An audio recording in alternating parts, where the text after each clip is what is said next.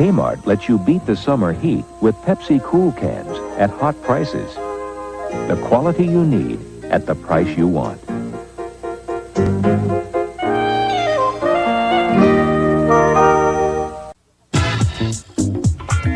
Extra, extra, read all about it. We're chilling when the weather gets warm, no doubt about it. To be cool and be somewhat respectable, pick up Pepsi in these hype receptacles. Cool cans are coming, so don't be afraid. And if you get lucky, then you might get paid. So yo, stop kicking, your pace better quicken before they run out or the clock stops ticking. Really, I'm not kidding.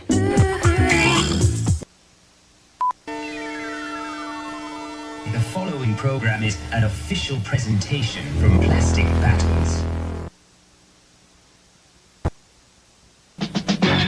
20 seconds to air. Stand by, all cameras. Ready. Stand by in videotape. Ready. Stand by slow-mo. Ready. Stand by to open your mics on the field. Steady. Stand by in graphic. Ready with your opening super. Ready. Stand by the announcers in the booth, please. And roll tape. 3, 2, 1. Take tape.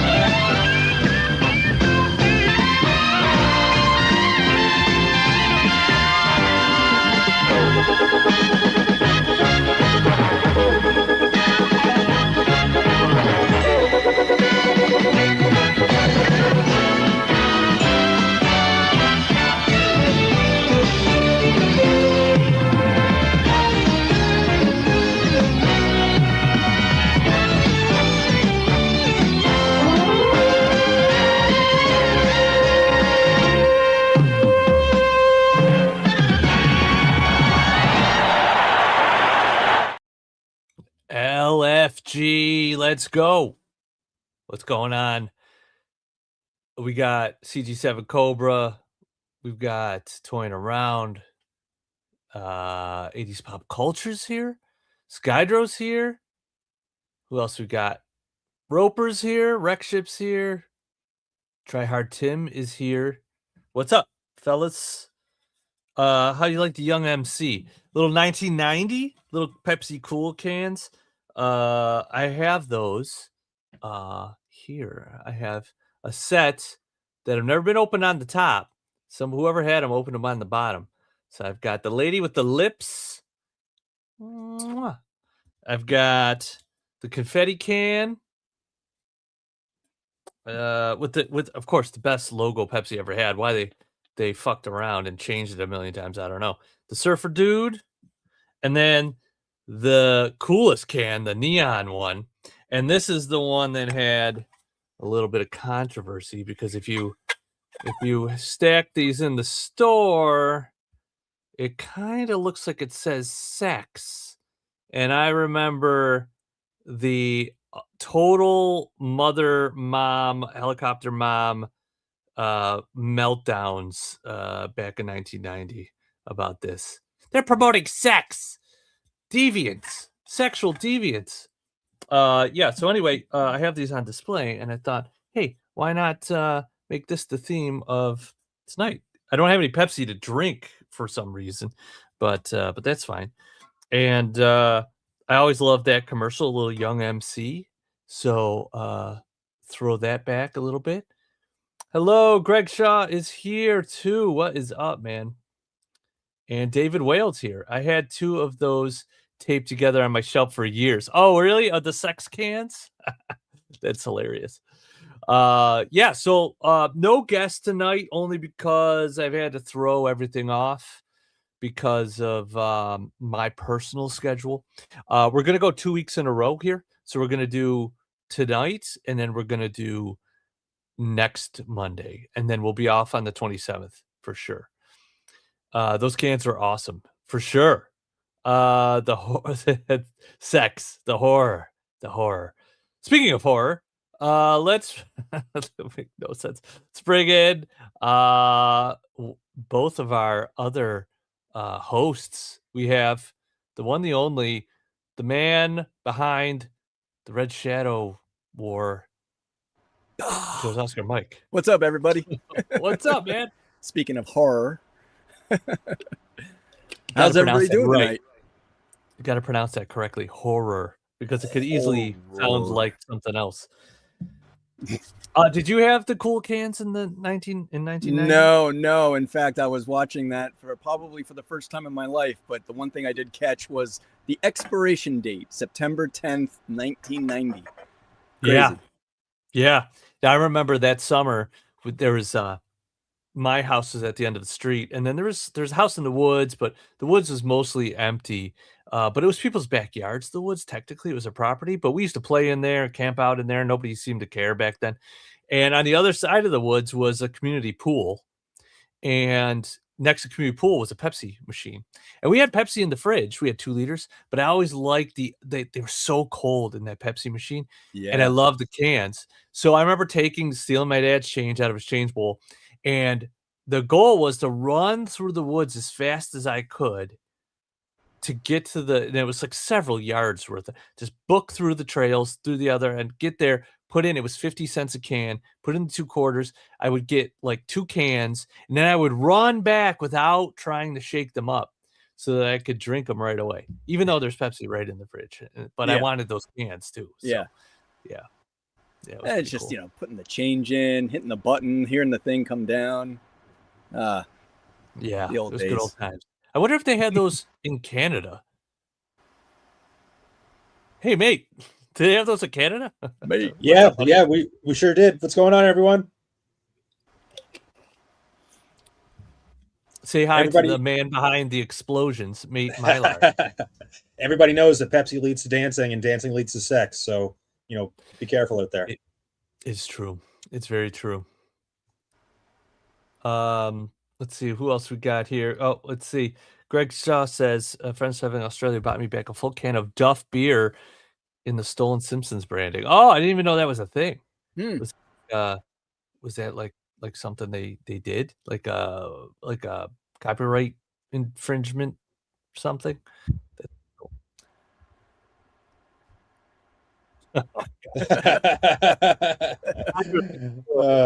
Night long. These guys. Yes. Look at 'em. yes. Hey, I just want to say I'm grateful for everybody here. I'm grateful we're all hanging out. This Yes. is awesome. I think this is just a fantastic community. So thanks, guys. Yeah. Seriously. Absolutely. Thank you, everyone. Yes. I agree. Yeah. I jumped the gun on that. I didn't mean to do that. Hold on, I'm gonna do that. It's so weird how this works sometimes. I can do this now though. They did do a thing where I can rearrange the screens in my little viewer, which you used to not be able to do. But cool. What else do we got? Let's see. The boys are back. Hey, Roper's here. Roper. Rope. Skydro. Chaz. Tora. Oh, I see. They swiped it. Okay. That's crazy. I didn't even know that was a thing. Awesome. So, you guys get anything good in this week or anything like that? Any complaints? Well, for those of you, I do have one complaint, and I don't complain. I never complain. I just love each and every figure. However, I was disappointed for the first time with a Hasbro product, and that was the Retro Techno Viper. So if anybody has opened your Retro Techno Viper, it is like, it's just so poorly constructed. Like, I think the Firefly that had that loose abdomen way back when, I was like, it's all right. But this I can't get behind because I can't pose it. Constantly falls over. Gummy feeling. Like, just overall just disappointed. And again, I try not to be with all their products, but I can't stand behind this one. I don't know if anybody Agreed. agrees. Hold on, I'll go full screen so I could do the thing. Yeah, so you can't really ab crunch him forward. He'll go backwards, but he just bounces back like he's on a spring. So, and he's real tough to go sideways where you think you're gonna break that little peg in here. And he ends up slowly working his way back. So I'm gonna have to do something with this one. I think, I'm gonna have to like go back. Honestly, they're going to be background Techno Vipers for me now. I was going to start replacing all my current ones, but nope. No. Yeah, I Too bad. really prefer this purple, and I prefer simple little thing with the silver shoulder Yeah. pads. Yeah. Like, that was always a nice highlight on the O-ring. So I prefer this one to the other one, but now I don't know. I mean, I got a few more coming. I'll see if they're all like that, but I mean, chances are, you Yeah. know. Native Force. with that with the kung fu punch. Spring-loaded ab crunch. Yeah, it does. Now, I'm gonna you know what I might do is I might heat him up, like, ridiculously heat him up and see if it helps, you know? Boing, So boing, we'll boing, see. boing. Yeah, well, these ones are manufactured in Vietnam, so there is definitely a different feel to them than the Chinese ones. So, I mean, honestly, Vietnam factories are new at this. They don't make a ton of action figures. China's the one that's got it down pat. So, you know, yeah. But yeah, I mean, that's just where we're at. You know, where we're at. China's got all the institutional knowledge on how to make. They're not perfect, but out of the world, they're probably the best at making action figures. So, but I don't know. It's kind of sad. I just hope the next wave of retros aren't of the same quality. I didn't get the other ones, so I didn't open them, so I can't speak for the others of the batch. But yeah, the Crimson Bat, that whole wave got demoted to the B or C factory because starting lineup took precedence at the time. So that Mad Marauders Barbecue, CoverGirl, Falcon, and Crimson Bat they all had their own issues. Like the torsos on CoverGirl were backwards, the bottom piece of the torso. So I had to take mine apart and flip that around on mine. Yeah, I don't know. We'll see what happens. Yeah. We'll see. Once in a while you get but I don't want it to be a trend. Now I did get Grunt, and Grunt is fine. I haven't opened my Wild Bill yet, but the one thing on Grunt is his I'm gonna put a different neck on him. He just used a neck that was too short, so he looks like his head's just sitting on his shoulders. So I'm gonna probably take one of my fodder Dusties, and Dusty had a longer kind of a neck. I'm gonna use one of those. All right.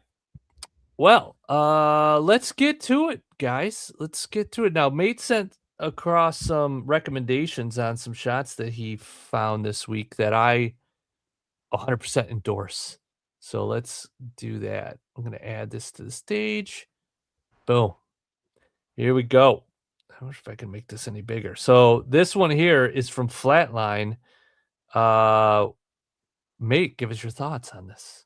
I love the texture of the ground. I love the rocks. I think it's like that floral foam he used for this. I'm not sure, but it kind of has that feel to it. I love the texture on the rocks. I don't know how he's suspending the vultures, but I mean everything just looks great. The framing with the cave behind him, great framing mechanism. The lighting is great. Everything's bright. It's sunshine. Just love everything about this. Yeah, agreed.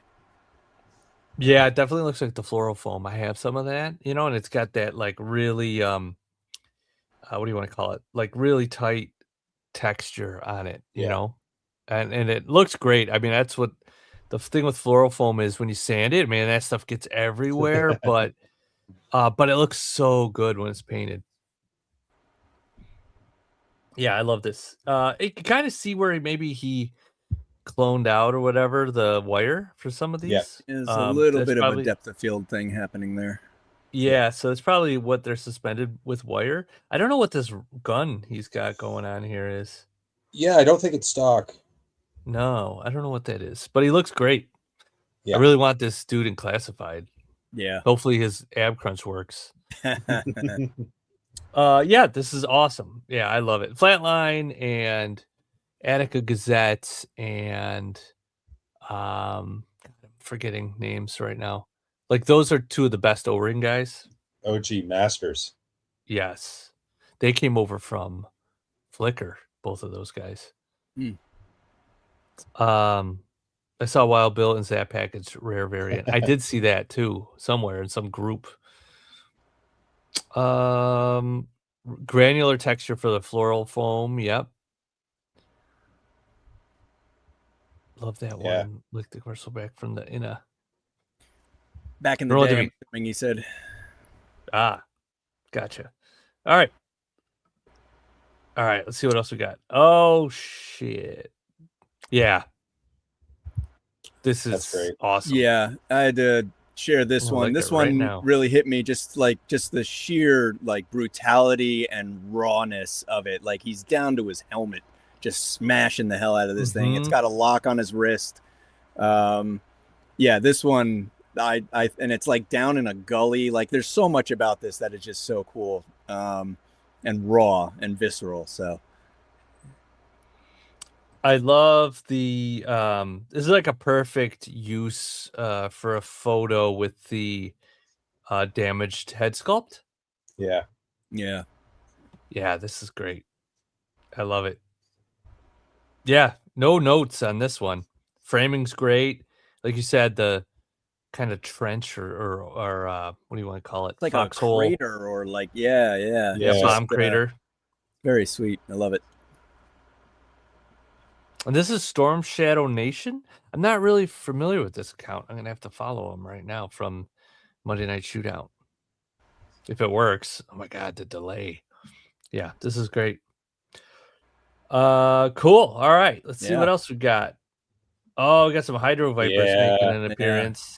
And this one jumped out at me just with the, I don't know, it's just so simplistic, but it just feels more real, I guess you can say. I don't know, it just everything fits. So it's not too glamorous with the lighting, it's just simple sunshine, and dropped it in the water, and I don't know, I just like the way this one came out. Again, just for some reason it just popped. Yeah, this looks great. Yeah. Oh, these are from you, Joe's Oscar Mike. Sorry. I was like, you guys have such similar.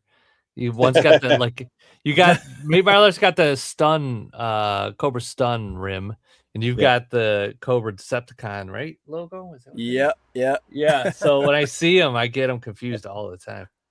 All right. So this one's mate. Okay. See that? Like when I glance at it, I'm like, which one's which? I should change the logo to this to be a red Cobra too, and then we'll really get confused. Then we'll really be messed up. Duke hates AI on that one. Yes. Yeah. 1,000%. Yeah. I'm with Duke on that. I missed a lot that of comic one. vibes. Mm-hmm. Who's the Duke bad shot? Yeah, that was Storm Shadow Nation. Right here. All right, cool. And then a Newell photo toy. He's one that I should ask to be on too. This guy's awesome. Yeah. I love this dude. All of his stuff is really crispy and really vibrant, but this one just jumped out at me. Mm-hmm. It's a great diorama. I like how the figures make a triangle too, like those old fantasy, like Conan, Savage Sword. And yes.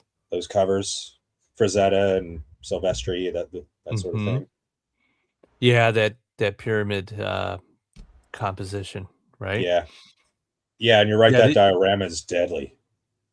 Yeah, paired with these rocks in the sand, like this is like he doesn't have a behind the scenes, but you can kind of like get a feel for, he's got the dio. I don't know if this piece is part of the dio, but it might be just another piece of something back there. But that lighting it with the like blue cool light here and the warm light back here really helps separate the two rooms. So it's a great trick to do. And then it's got the smoke ninja fog or whatever, like clinging to the ground, which helps. It's just fantastic. I love it. I could look at this for a while, honestly. I really love this shot.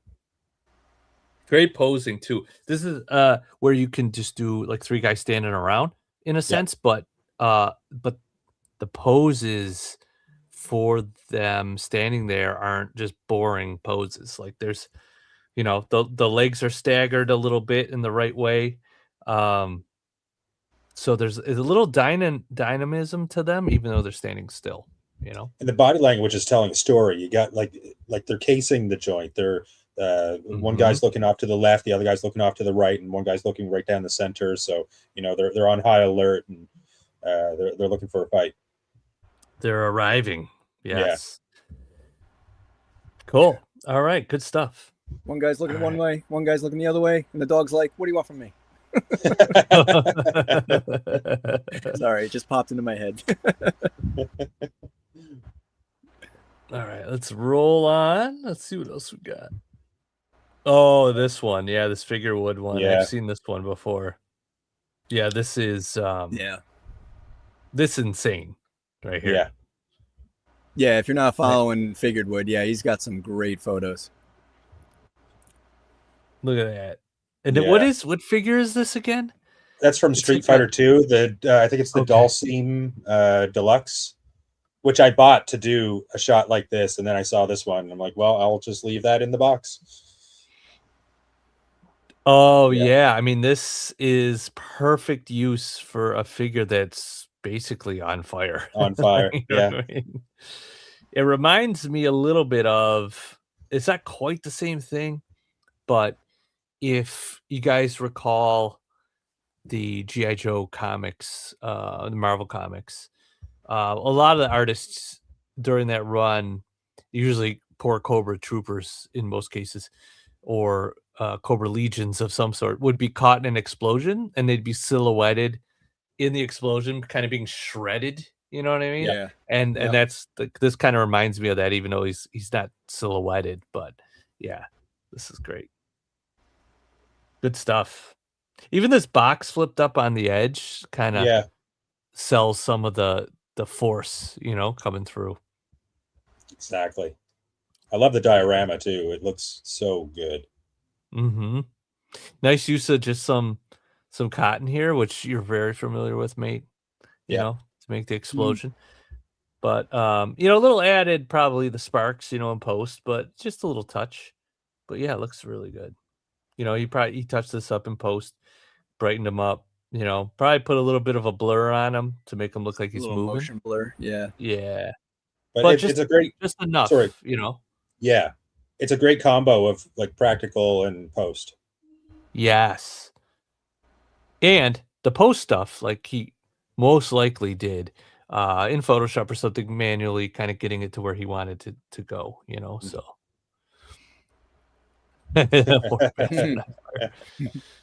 Oh yeah, this guy, he's not getting up. I don't think he's getting up.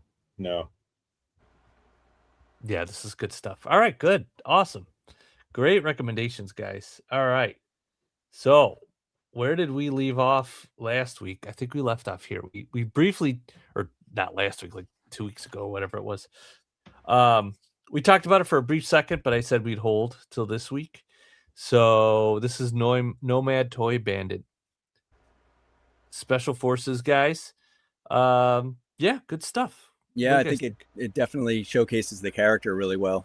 The poses, deliberate, composition is fantastic. Yeah. I love it. I love how they blend in, but they don't, Yeah, with the background like definitely out of focus. The figures are nice, tight, crisp focus, and then you got the out of focus wood in front of them. It gives them that depth, makes them pop, but still allows them to kind of blend in, like you said. Yeah, this is a scenario where like I don't know if that's probably a real stick down on the ground, but it looks like a tree that has fallen. And the grass in the background's kind of out of focus, but it looks like tall grass, not like normal grass. So it kind of sells the whole thing. So I think it looks really good. Nicely framed, tight crop. Yeah, I don't know. I think if nothing else, and this is just a small critique, because that background almost looks like a flat image, I would probably push it even further in the background or decrease the depth of field so that it's a little bit more out of focus. So it doesn't really have that flatness, or break it up by putting like, sticks or a rock or something in there to kind of break it up a little bit as far as depth. Yeah, I could see that. That's a good point. Yeah, you could create more depth by just pushing it back further, a little bit more out of focus. That would also help these guys, pop off the background a little bit more, if there were more contrast of between the tight focus here, the sharp focus here, and the blur bokeh background, so. All right, good stuff. Yeah. All right, good stuff, Nomad Toy Bandit.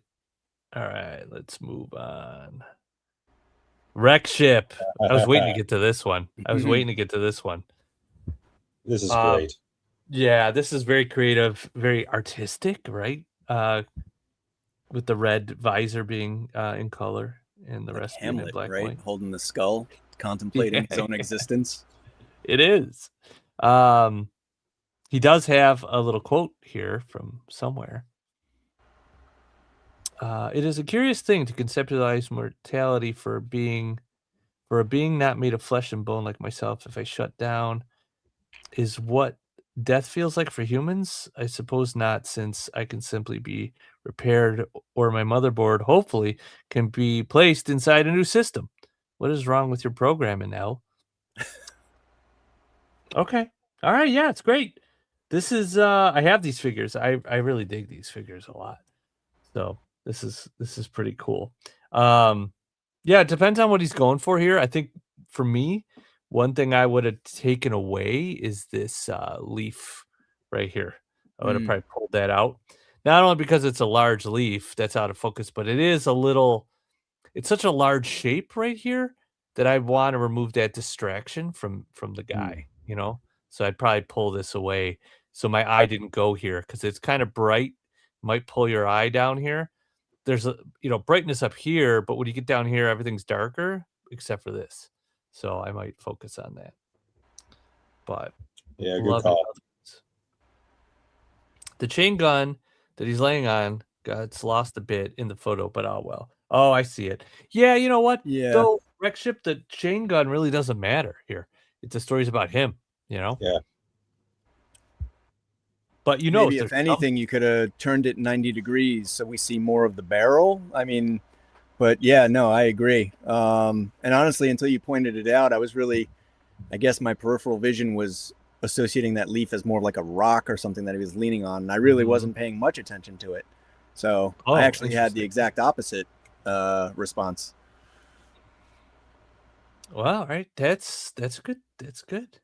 Yeah, it's good to see what people see differently. I mean, honestly, if I look at this for the first time, I mean, obviously I'm going to go to here, right? The one color piece, which is what he's looking at also. So that's the proper place to look, I think, but yeah, everything looks great. Yeah, great stuff. Great pose too, by the way. Deep, dude. Hey, Ryan Clark's here. What's up, dude? Hey. All right, cool. Good work, Wreck Ship. Let's roll on. Let's see. Nomad Toy Bandit's back, and you got Monkey Wrench pumping iron after he ate a pizza and drank a beer. I love the little props. Yeah, the props are great. I like that texture on the sofa and chair. Those are nice little diorama pieces. And these types of photos are also fun, just the kind of the everyday, not always in battle kind of photos. Yes, for sure. Yeah, looks like maybe, I don't know what that cabin is. Extreme Sets, maybe? If I had to guess, I'd say, yeah. Yeah, it's out of focus enough where you can't really, tell. So that's good. Good job getting him to sit flat on this. I mean, you're always going to have a little bit of a gap here. Yeah. But it is tough to get him to sit flat. More, like, this is about as good as you can do it, Yeah, and the lived-in look too. The pizza hanging off the side. It's true. Yeah, the pizza's good. It's probably like a TMNT accessory, right? The leaf in my head. It's Since the asteroid post-apocalyptic world semi-works as if mutated fauna, in my opinion, but I appreciate. No, for sure. That's why I say it depends on what you're going for, right? Yeah. So in a lot of ways, if you're going for like alien planet vibes or mutation, then you can do out of scale fauna and just make it part of the world. Yeah, totally. Ryan says he's been wanting to do more Joe photos, but I've been finding inspiration in other places. Hey, you know, inspiration's a funny thing. You can't really manufacture it. It just happens organically, right? So it may steer you in one direction. You could be shooting Joes, and then next thing you know, Transformers are your thing, or My Little Pony's your thing, or something. You know what I mean? It doesn't matter. It doesn't matter. Friendship is magic. Whatever inspires you. Care Bears stare. Whatever floats your boat. Dude, if they made raccoons figures, like articulated raccoons figures, I'd be all over those, gotta say. The twist on the barbell arm is also perfect. Oh, yes. Yeah, Greg. You're right. That's a good point, Greg. Yeah, like the pose here is really good. It's simple, but it's easy to take this for granted, I think. But the way he's posed is pretty much the way a real person would look curling that. Yeah, and he's got the elbow on the knee. Again, that it takes a lot to get that connection and to keep it there, you know? Yeah, those details are very important. Good stuff. All right. Oh, there's more here. I didn't even realize there was more. Let's take a look. Oh, he's got the little frame thing. Oh, it's part of like a collab thing. Oh, yeah. Cool. All right, good stuff. All right. Good work, Nomad Toy Bandit. And let's roll on to he's here. There we go. Greg's here. Yeah, this is insane. I think we talked about this when he was here. Right. This is the one where he did he kind of composited them together. Kind of thing, yeah, but I mean, it deserves another look because this is one of those shots that you're like, what am I doing exactly? Like this, it's so good it makes you question yourself, I think. Just for me anyway. It is really good. Yeah. There's a sneaky little thing he did here that I like a lot. And I'm going to see if you guys can figure out what it is. A sneaky thing. A sneaky little decision he made on this one. Does it have to do with the platform he's got Hound on? No. Hold on. Let me look at the behind the scenes too real quick.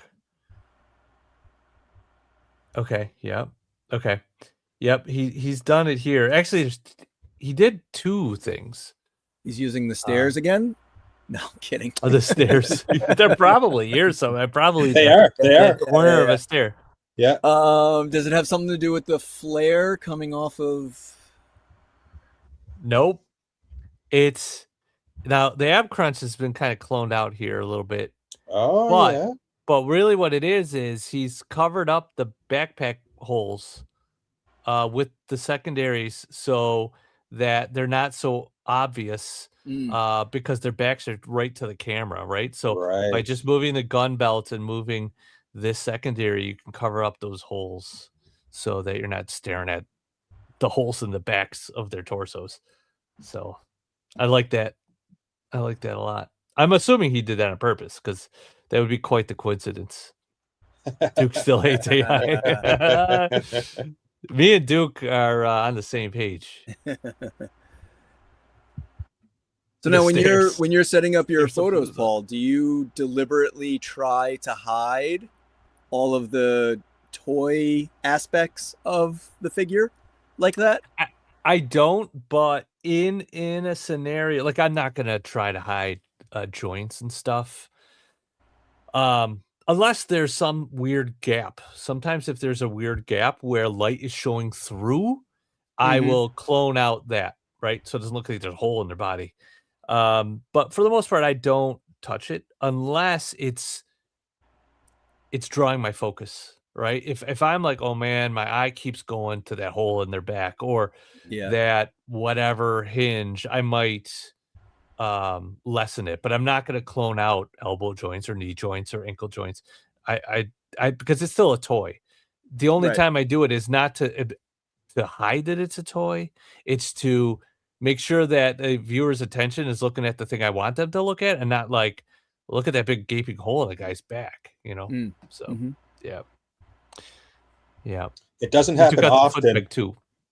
Yeah. Oh, you did. Oh yeah. And I do that. I did that on a bat shot recently that I haven't posted. I know, but because he's got orange, like yellowy orange boots, and it was like right up in front of the screen, it just was like such a, like I was like, I just don't like where that is, so I'll clone it out. But I only do that here and there. There's no hard and fast rules for me. So Yeah. Depending upon the angle I have a figure in front of an explosion, I'll see the light through their chest gap. So I'll have to put like black tape or even stuff the gap first. Oh, I mean, it doesn't happen often. How often do I shoot an explosion? But when I do, I got to tape it up. 10 out of 10.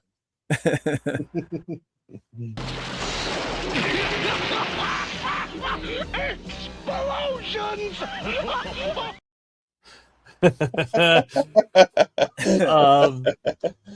Yeah, no, you're right when I said that the light shining through the gap, like I saw you nodding, and I'm like, yeah, it probably happens to him all the time, so especially on these ab crunches on these newer figures, so but yeah, or stuff the gap. That could be the new tagline for make my other stuff the gap. Stuff the gap.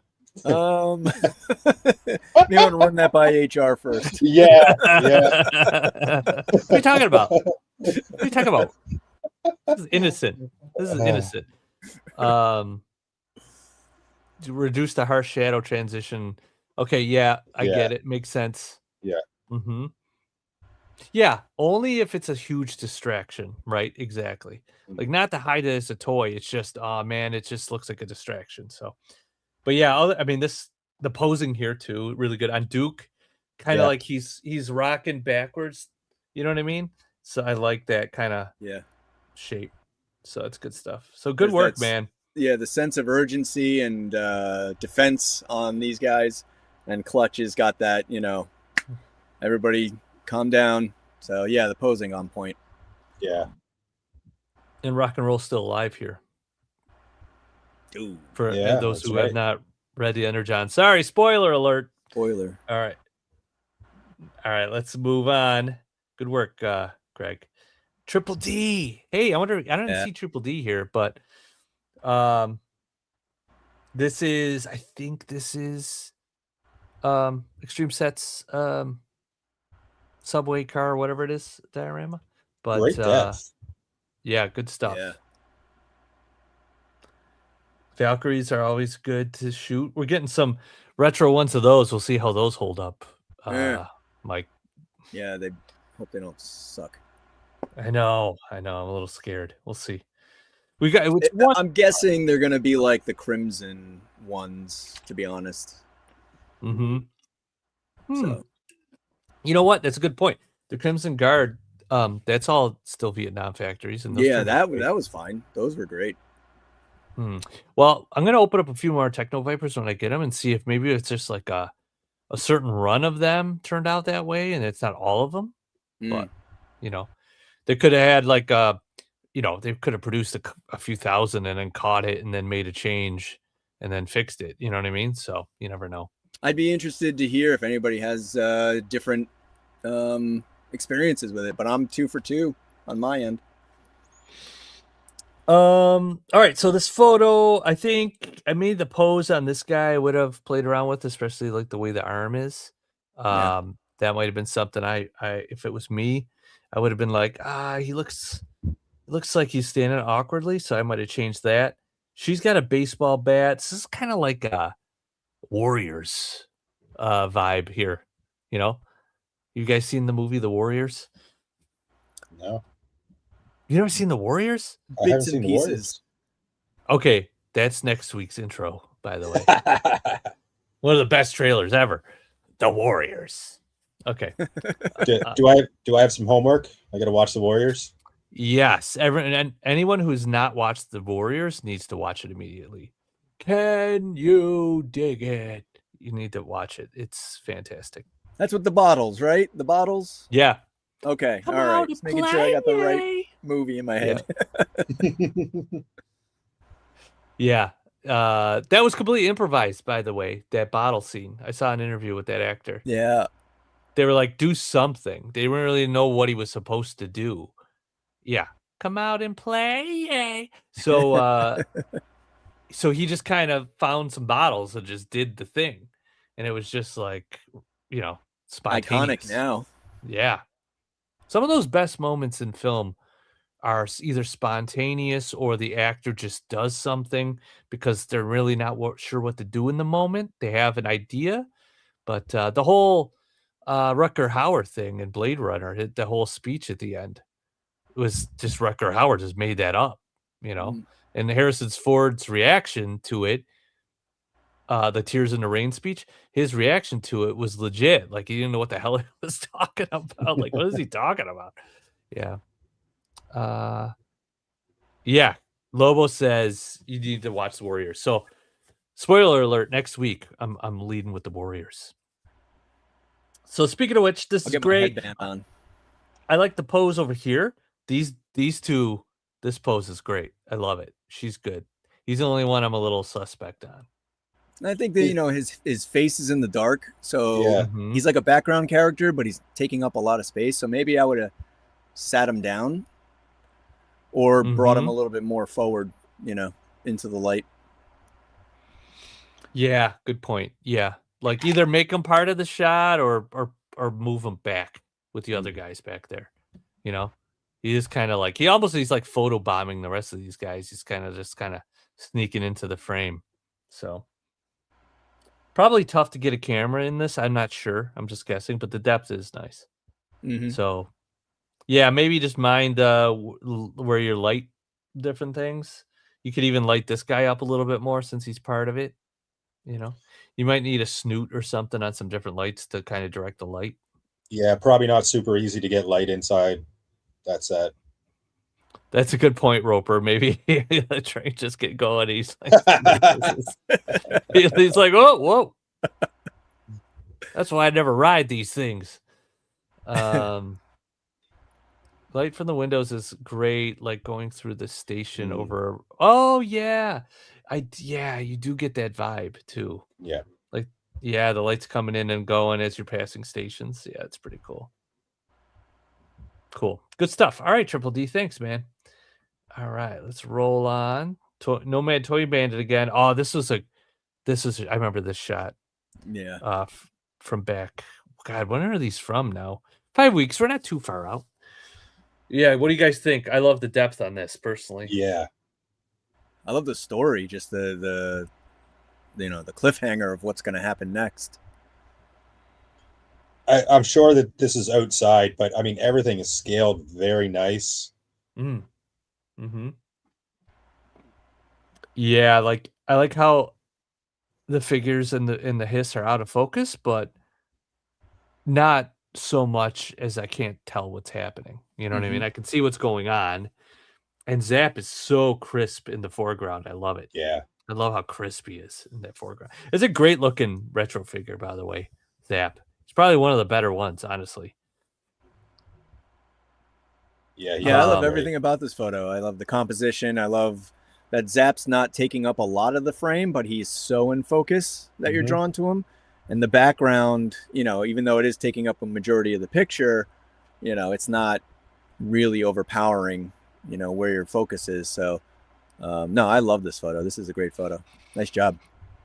Great point by Greg. This is a great thirds. Like he's pretty much on the third here. And, you know, one of the lines is probably right around here horizontally. So he's kind of like right in that zone, you know. His gaze is good too. It looks like he's looking directly over here, maybe at the tactician or whatever. And the balance of colors in the background too, you know, just the pops of the hiss drivers and balanced with the troopers, you know, not too much blue, not too much red, you know. Yeah, and I think rule of thirds, Roper. So like if you break this into 3 columns, you can do it horizontally and vertically. A lot of cameras will have, like a yeah, good point. Yeah, and a lot of cameras you could do that overlay, so you could see the lines on the camera, or even on your phone you can do it. And then if you put a subject or something interesting in the photo that you want to draw attention to on the thirds, especially where the thirds connect horizontally and vertically, that's typically where your eye tends to go, so I also one thing, it's interesting, like there's a lot of shots I see where there's like a Joe or Cobra hiding, right? And then there are the opposite side looking for them, and they're either hiding behind a desk or hiding behind a tree, and in those cases I'm like, oh, but the leg is sticking out or the gun is sticking out, because the other people are searching for them. They might see that sticking out from the side. This I don't mind at all, because these guys are oblivious to what's going on. They're not looking for Zap. He's hunting them. So that changes the whole dynamic for me. You know what I mean? The framing on Zap is pretty great too, where he's got the brown background and the hiss kind of helps that green pop out, where there's a lot of green in the background behind the rest of the photo. Yeah, that's another good point, because the background is really green up here, right? And he's similar green to this. So this tree helps him stand out. And it also kind of balances the green on this corner with the green on this corner over here with him. So that's good. Good point. There's a lot going on in this that I really like. All right. Started using thirds grid after watching the show, kind of freestyle before that. Yeah, and it's not like you have to do it, but it helps you compose a photo when you're like, maybe you're not really sure how things are landing. It gives you guardrails to like start with, like, okay, maybe if I put this over here and I put this over here, and then everything starts to come into focus. No pun intended there, but I tend to freestyle off the top when I'm setting up a shot if I don't have a definite idea in my head of what I want it to look like. And by the time I get the shot to the point that I'm happy with it, I tend to be in or close to the rule of thirds. Yep. And then pretty soon you start to kind of say to yourself, well, when you're looking at an image, you're like, well, it feels like there's a lot of empty space in this area. Can I put either something in the background like a crate, or should I put a person? Or sometimes it's just something small like a helmet, or just something to fill that space, that empty space, so, and then you'll find that you're doing all these things only to find out you're following the rule of thirds. You don't even realize that you're following it. So, but yeah, it's a good thing to just kind of think about. Right, exactly. I'm gonna see if I can do a thing here. Let's see. Let me just look for.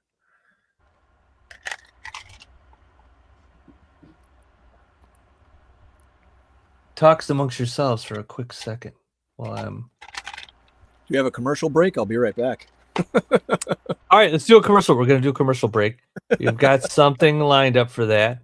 Now for a word from our sponsors. We're gonna do a pee break, everybody. Oh my God. We'll be back.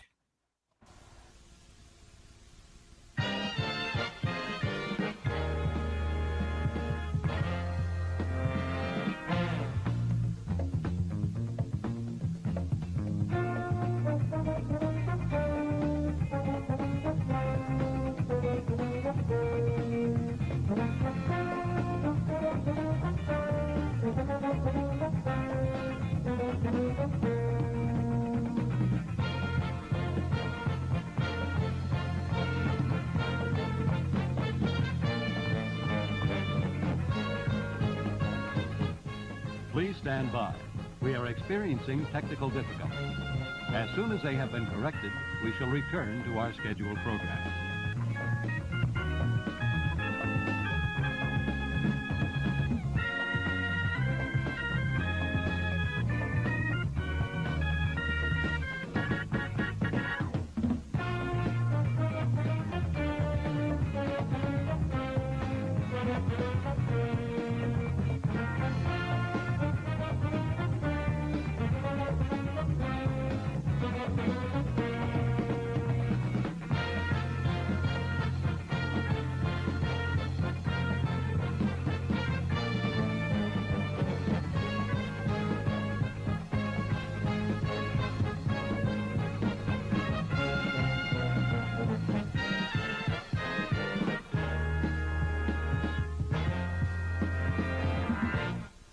Please stand. All right. I know Mate took a little break, but I want to see if I could switch windows here. So I haven't tried to do this yet, so this might be a little interesting. Let me see if I can do this. And I'm going to jump over to, I wish maybe there's another way to do this that's better, but I wanted to just demonstrate this real quick. All right. So here in Photoshop, you guys could see the grid lines. So this is,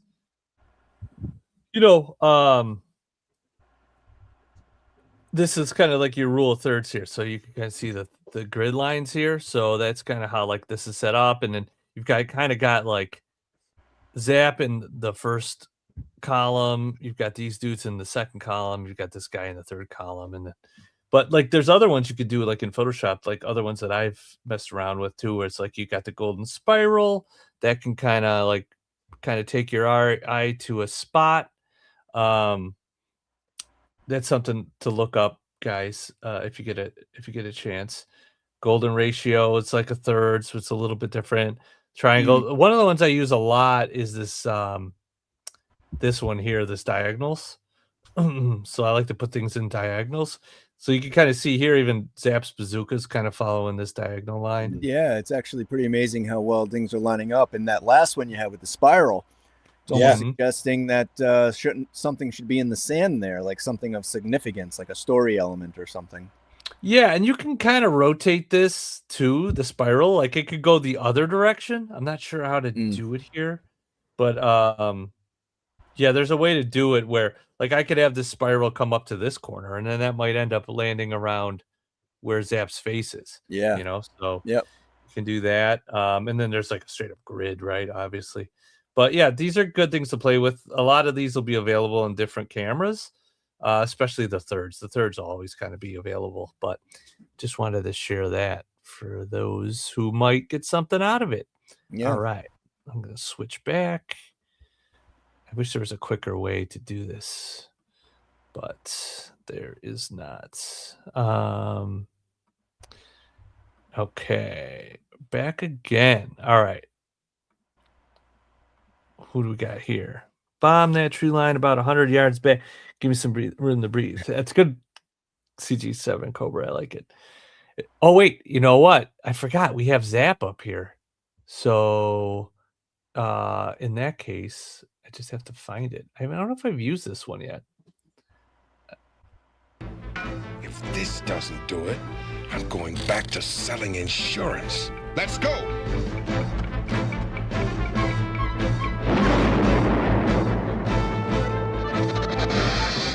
Yo, Joe!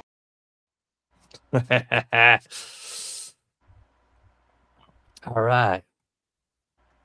Yeah, thirds pyramid construction, leading lines, they're all connected to an unspoken visual language underpins what just looks right. Similar to how complementary colors subconsciously work. Exactly. It's really fascinating when you get into some of the, psychology behind color or the way people see things. Golden spiral, like if you go down that rabbit hole, you'll see in nature the golden spiral shows up in things like flowers and other things. It's just everything. Like a natural, everything. Yeah. So it's very fascinating. And this is, if you're conscious of these things, you can start to incorporate them into your process and make conscious decisions to use them to your advantage when you're setting up shots or you're cropping shots after the fact. You might not remember to do it while you're shooting, but after the fact, you're color grading or doing whatever post, you can recrop your images and take that into account, which is perfectly fine. It's part of the process. So cool. All right.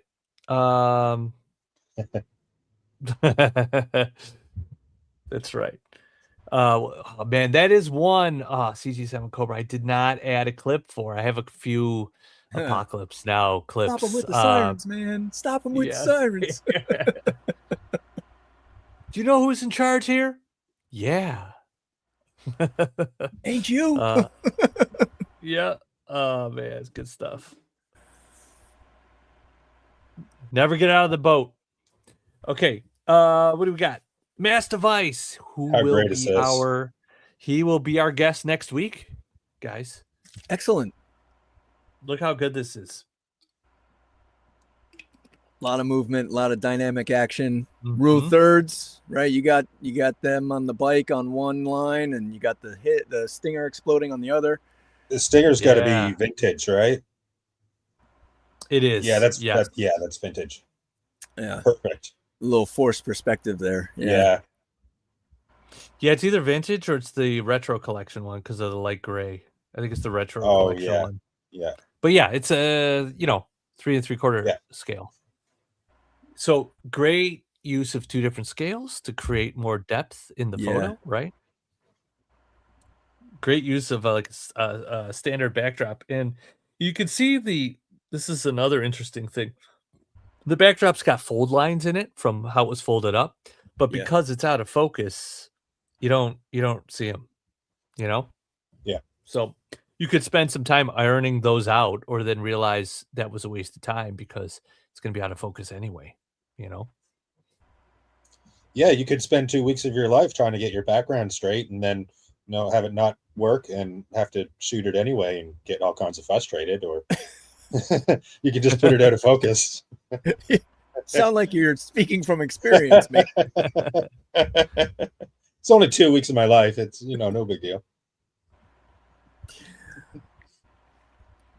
Yeah, this is great. I love the headlight glare too. Now that nice post effect, but it looks natural. Doesn't look out of place. Good blur on the wheels. A good job keeping this part in focus. I've seen a lot of people will do a radial blur on the tires, but it also blurs out these pieces.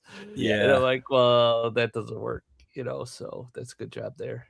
So again, like you were saying before, like the details of adding that in post, like if you were going to add, like if he was going to put sparks or something or debris flying off the stinger, it wouldn't be in focus. It would be just slightly out of focus to match the depth of field of where it is on the Z plane, to make it blend even more into the shot, so it doesn't look like you just slapped it in on top.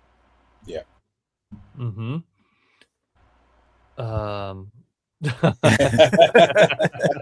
That's what happens. No, that's what happens when you ring that bell. It's like Snake Eyes and Scarlet didn't do anything. This is like a straight up mob, start the engine, blow up the car situation. Goodfellas situation. He's even got some sand debris in here, which is hard to see on screen here, but that's great. And it's kind of like blurred, like it's moving, it's getting kicked up. So yeah, good job. Love the colors too, by the way. The sunset, looks fantastic. Good stuff. All right. Yeah, can't wait to have him on next week. I'm excited to have him on with us. So that'll be fun. All right, let's roll on.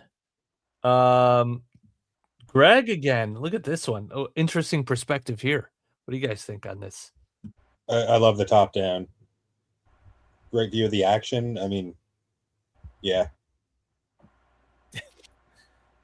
I just love the story of this. Like, that dude's gonna get his arm chopped off. Yeah. Like, don't have a key, no problem. Yeah. We don't need a key. You have a key, doesn't matter. We're not going to use the key. We're not going to be using the saw on the handcuffs either.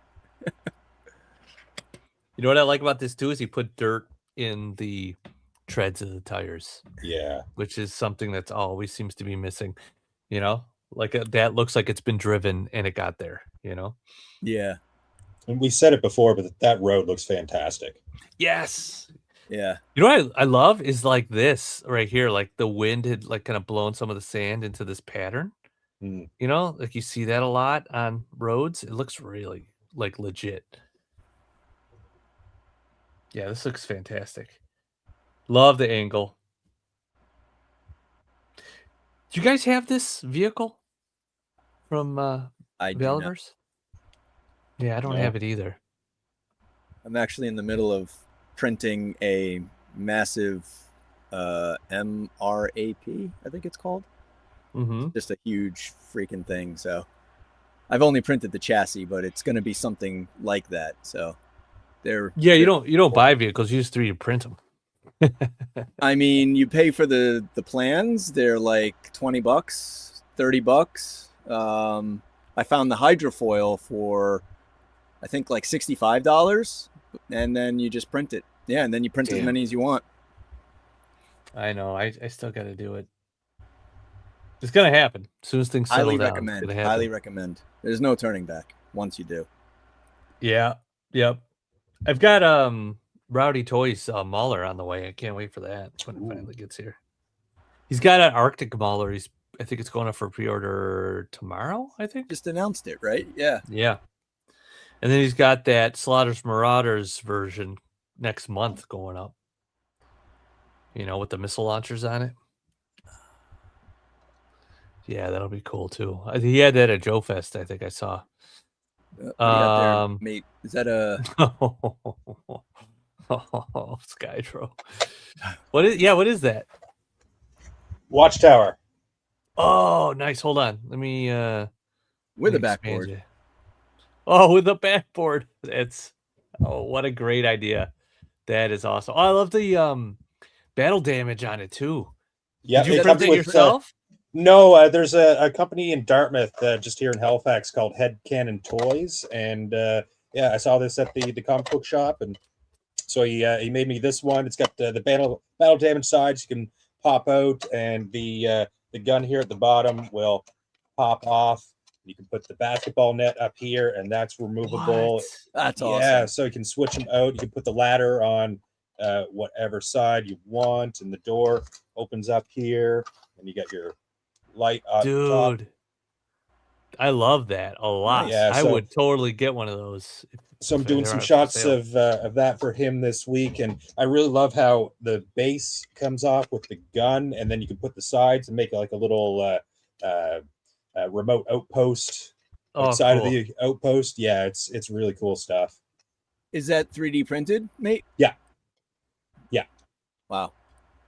Yeah, that looks fantastic. Looks clean. Yeah, it looks really clean. Man, yeah, that looks really good. The battle damage, it looks so good on it, and then the hoop is hilarious. The hoop is great. So real quick, yeah, they just pop off. Oh, look at that! That's awesome. Wow. Did he model it himself, or was the shop just had it, or he modeled it and everything? He modeled it himself. I think he's on Etsy. You can buy his STLs. Okay. Yeah, great stuff. What's his name? Is he Head Cannon Toys? Head Cannon. I've heard of that. Yeah. I'm gonna look him up. If you check out my armadillo shot, he did that. Oh, that's right. Oh, okay. Yeah, so he's tagged there, and the Wolverine. Does he sell just the prints or the plans, or does he sell the prints too? He's I talked to him this weekend, and he's just getting into selling like the hard or the physical models. But right now, just on his Etsy is the STLs. Okay, got it. Yeah. Well, Mike will be all over that. Oh my God! I've already bought the Watchtower. I'll have 15 of them by the end of the weekend. Oh, this is fantastic. That's awesome. Yeah, I want one. I want one of those. Love it, Skydro. Head Cannon Toys. Yeah. Actually, I have it. Hold on. Let me I think I pulled it up here. Yeah, there it is. That's it. Yep. And those are great prices. Great prices. For just the STL. Yeah, there it is. That's it there. Oh yeah. Yeah, there's the damage. Just the STL files. Yeah. Good stuff. Look at that. Oh, I love it. Yeah, I love the basketball net. Good stuff. Man, I love the Watchtower is one of my all-time favorite things they've ever done, G.I. Joe. You know, as far as battle stations and stuff. Any form of that, I'm down with. All right, cool. All right, let's roll on. Fantastic. Good work, Greg. This no notes. I have no notes. Yeah. You guys, the crop's great. The posing's Everybody's great. doing something. Yeah. I mean, even his knees are dirty with all the dust and stuff. Yeah. And there's a good flow of color from the top left to the bottom right. You get your gray on either side, but just a splash of color right in the center. Yeah, these guys are all lined up in like a line, which is really nice. It helps for the focus too. So yeah, good stuff. Keep it up, man. Some of the best shots that you're gonna find are from Greg for sure. All right, Tim's Toy Box. I think this is a continuation of previous shots we've seen with these dudes in the desert, right? There's definitely something familiar about it. Yeah, he had these two battling out in the desert in a few shots, I think. I'm not sure if this is mid-action or it's like that scene from Forrest Gump where he's like, "You lean on me, and I'll lean on you, and then we don't have to sleep in the rain." Yeah, it looks like he's got kinetic sand going. Yeah. Thing with that is it looks pretty good. Sometimes you could see where you kind of patted it down, So, but it's not too bad here. It's pretty good. Joe Chat Group tuning that pic, so thanks to them. Oh, really? Okay, cool. What Joe Chat Group? I don't know what that one is, Greg. I think that's the collaboration group that I'm in. Oh, maybe the one that you got kicked out of. Is it the one that I got kicked? Or no, Joe or No, Mike got kicked out of? Mike got. Yeah, it is. You know what? He's moved on to bigger and better things. He's out of chat groups and he's like making feature films.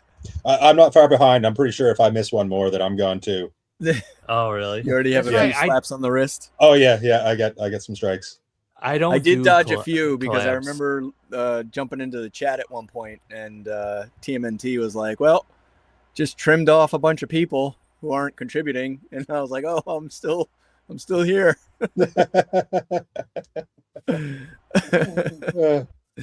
Yeah, I can't do that kind of stuff. Like I have a job. If this becomes a job where, you know what I mean? Like I have to post this at a certain time to do this, or I'm going to get kicked out of that. I'm like, I don't need another job. I've got a job. This is supposed to be fun. Yeah. So I don't, that's why I don't do the collabs. No. I mean, I got nothing against them. I would have kicked me out too. I missed a couple of posts, and I don't blame them. And nothing wrong with it. Yeah, nothing wrong with it. I mean, if that's what people want to do, I'm just saying. I personally, it's just not for me. So I like it for inspiration and for the challenge, because some of the prompts are like way out of what I would normally do. So it kind of pushes me to kind of grow and do stuff that I'm not used to doing. All right, cool. This is good. Some good texture in here, some good smoke, good poses. Got some gridiron weapons here. I don't know. You guys got any? Maybe a little hot on the light. Maybe I might tone that down a little bit. Yeah, agreed. Oh, okay, got it. I think I know which one he's talking about. Oh, the creative chat. Maybe. Let's see. Got to make a Sunday edition 40s newspaper guy. Wait, maybe he's referring to the challenge. Oh, maybe the theme of the photo. Maybe.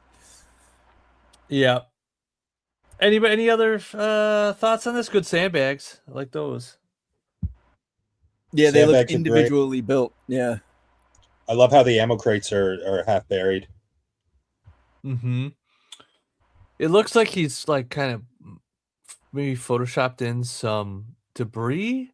I just don't think it's translating 100%. So I might make that more, because you see little bits and pieces around here and here, a little bit here. It's out of focus. Here, right. Some of it here. So I think like something's supposed to be exploding or something. I don't think it's translating 100%. Especially if you're seeing it on your phone, you might not even see that stuff. So it might be something where you need to do it practically, the theme for this one was back to back, so I guess that would explain the posing of the figures. Right. Mm-hmm. Yep. Yep. All right. Well, good stuff, Tim's Toy Box. Thanks for sharing. Let's move on. Oh man, I did the thing. I double clicked. You did the thing with the thing. He zigged when he should have zagged. Now I don't know where I am. I'm totally lost. One of my crew members went and got himself perished. There we go. All right. No my Toy Bandit again. It's not looking good for Airborne.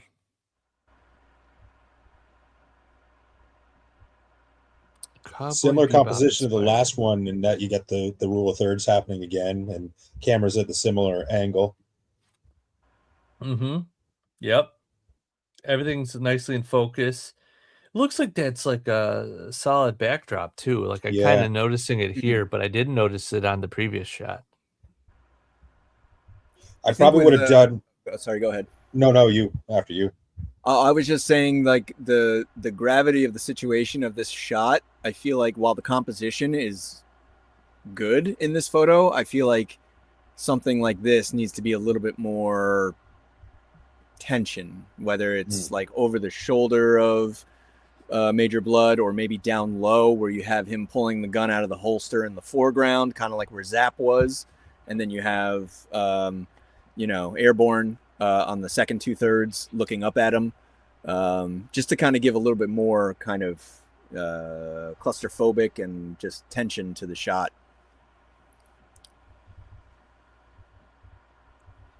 And like you said before, I'd probably push that background back a little bit and get it a little more out of focus. And throw some like real plant life in between, just to kind of break it up on a Z axis. But that dirt is pretty great. Dirt's great. Yeah. I wonder what that is. Yeah, Skydrow's right. Like a little bit of a Dutch angle here might help with the tension.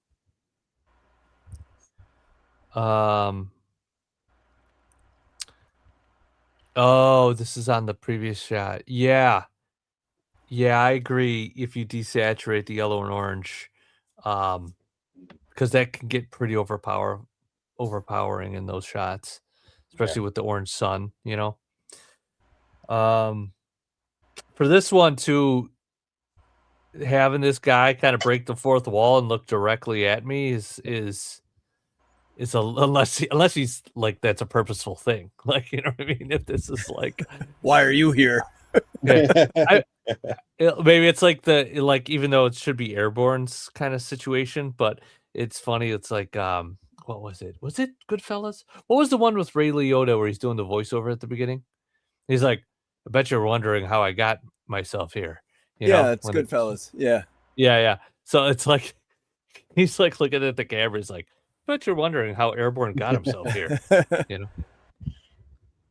So I might have him probably either looking at Major Blood or looking down at Airborne. That probably would have been maybe even a little more shoving him forward a little bit, like holding him down. Yeah, or like this hand on the back of his collar, like right here. And just take this hand and wrap it around to the back of his vest. That would have made a lot of sense. Or his head, either one. Yep, because he's kind of not doing much, so I might do something like that with him. Now, Major Blood's pose is good. He's looking right at Airborne. Airborne's looking right at him. I just think the Trooper doesn't have a lot to do right there. Maybe swinging the camera slightly over the shoulder of Airborne. Yeah, that could be it too. This is kind of that. Sometimes you get into that side scroll game setup, where everything's just like linearly in line, perfectly parallel to the camera, and it feels like a side scroll game. Even tilt the vehicle less symmetrical. Yeah, right. Yeah, because everything is. Yeah, everything's perfectly that way, right? Sorry, go ahead, Mike. Oh no, I was just agreeing, like a 3/4 turn. But yeah, like nothing composition wise, there's nothing wrong with this photo. But just to add that tension, add that kind of dynamic movement, and give it a little bit more kind of high intensity for given what the situation is, something to think about. Yep. All right, good stuff. Some good feedback there. Thanks, Nomad Toy Bandit. Let's roll on. Great stuff. To TMNT 1987, not 1997. We're not going that far. Hey, Chad's here. What's up, Chad? What's up, Chad? I love the softness of this. Like it feels like the lens is getting the daylight. Mm-hmm. It's got the Vaseline on lens effect. Yeah. Going on here. Oh, he's showing kind of how he did this with whatever tool he used. I think he took two photos and then mashed them together. Yeah. It's not easy to do because you've got to take the head off. Yep. And then you got to put the other head on without completely ruining the pose of the body and the motorcycle, right? And sometimes it's just a lot of force involved. So I'm wondering if he just used some sticky tack so he just kind of could press it on without having to use a lot of force. Otherwise, you're going to knock the figure of the vehicle out of position and you're not going to have them completely lined up. Man, it's like something so simple of an execution is such a pain in the butt, Yeah. Because if you screw it up, you're going to have to start all over again. And I got to confess, I love the little smoke coming off the tire. I know it's plastic. My brain knows it's plastic, but it's like those pow pop from the 66 Batman. Like I know it's a cartoon, but I just love it. I see a lot of Transformer shots with that. Yeah, it helps sell it. Yes, I've seen that too. Mate, a lot of Transformer shots with that kind of thing. But it helps sell like the front tire spinning, right? Yeah. I think without that, it looks too static. In the previous shot, Trooper could have had could have done that too, right? But yeah, good stuff here. I think the soft goods looks really good when it's in focus, kind of like here. I like the little bit of a contrast between the plastic of the ram cycle and the fabric of his pants. It makes for a nice, textural contrast there. Yeah. A great use of the diorama to hide the feet or hide the stands or however he has them supported. Oh, yeah. Mm-hmm. Yeah. Yeah, he's got the feet placed in areas where you can't see. Yeah. I like the story too. And we can't get lost. This is a great story going on here. Something Zartan would totally do, Yeah.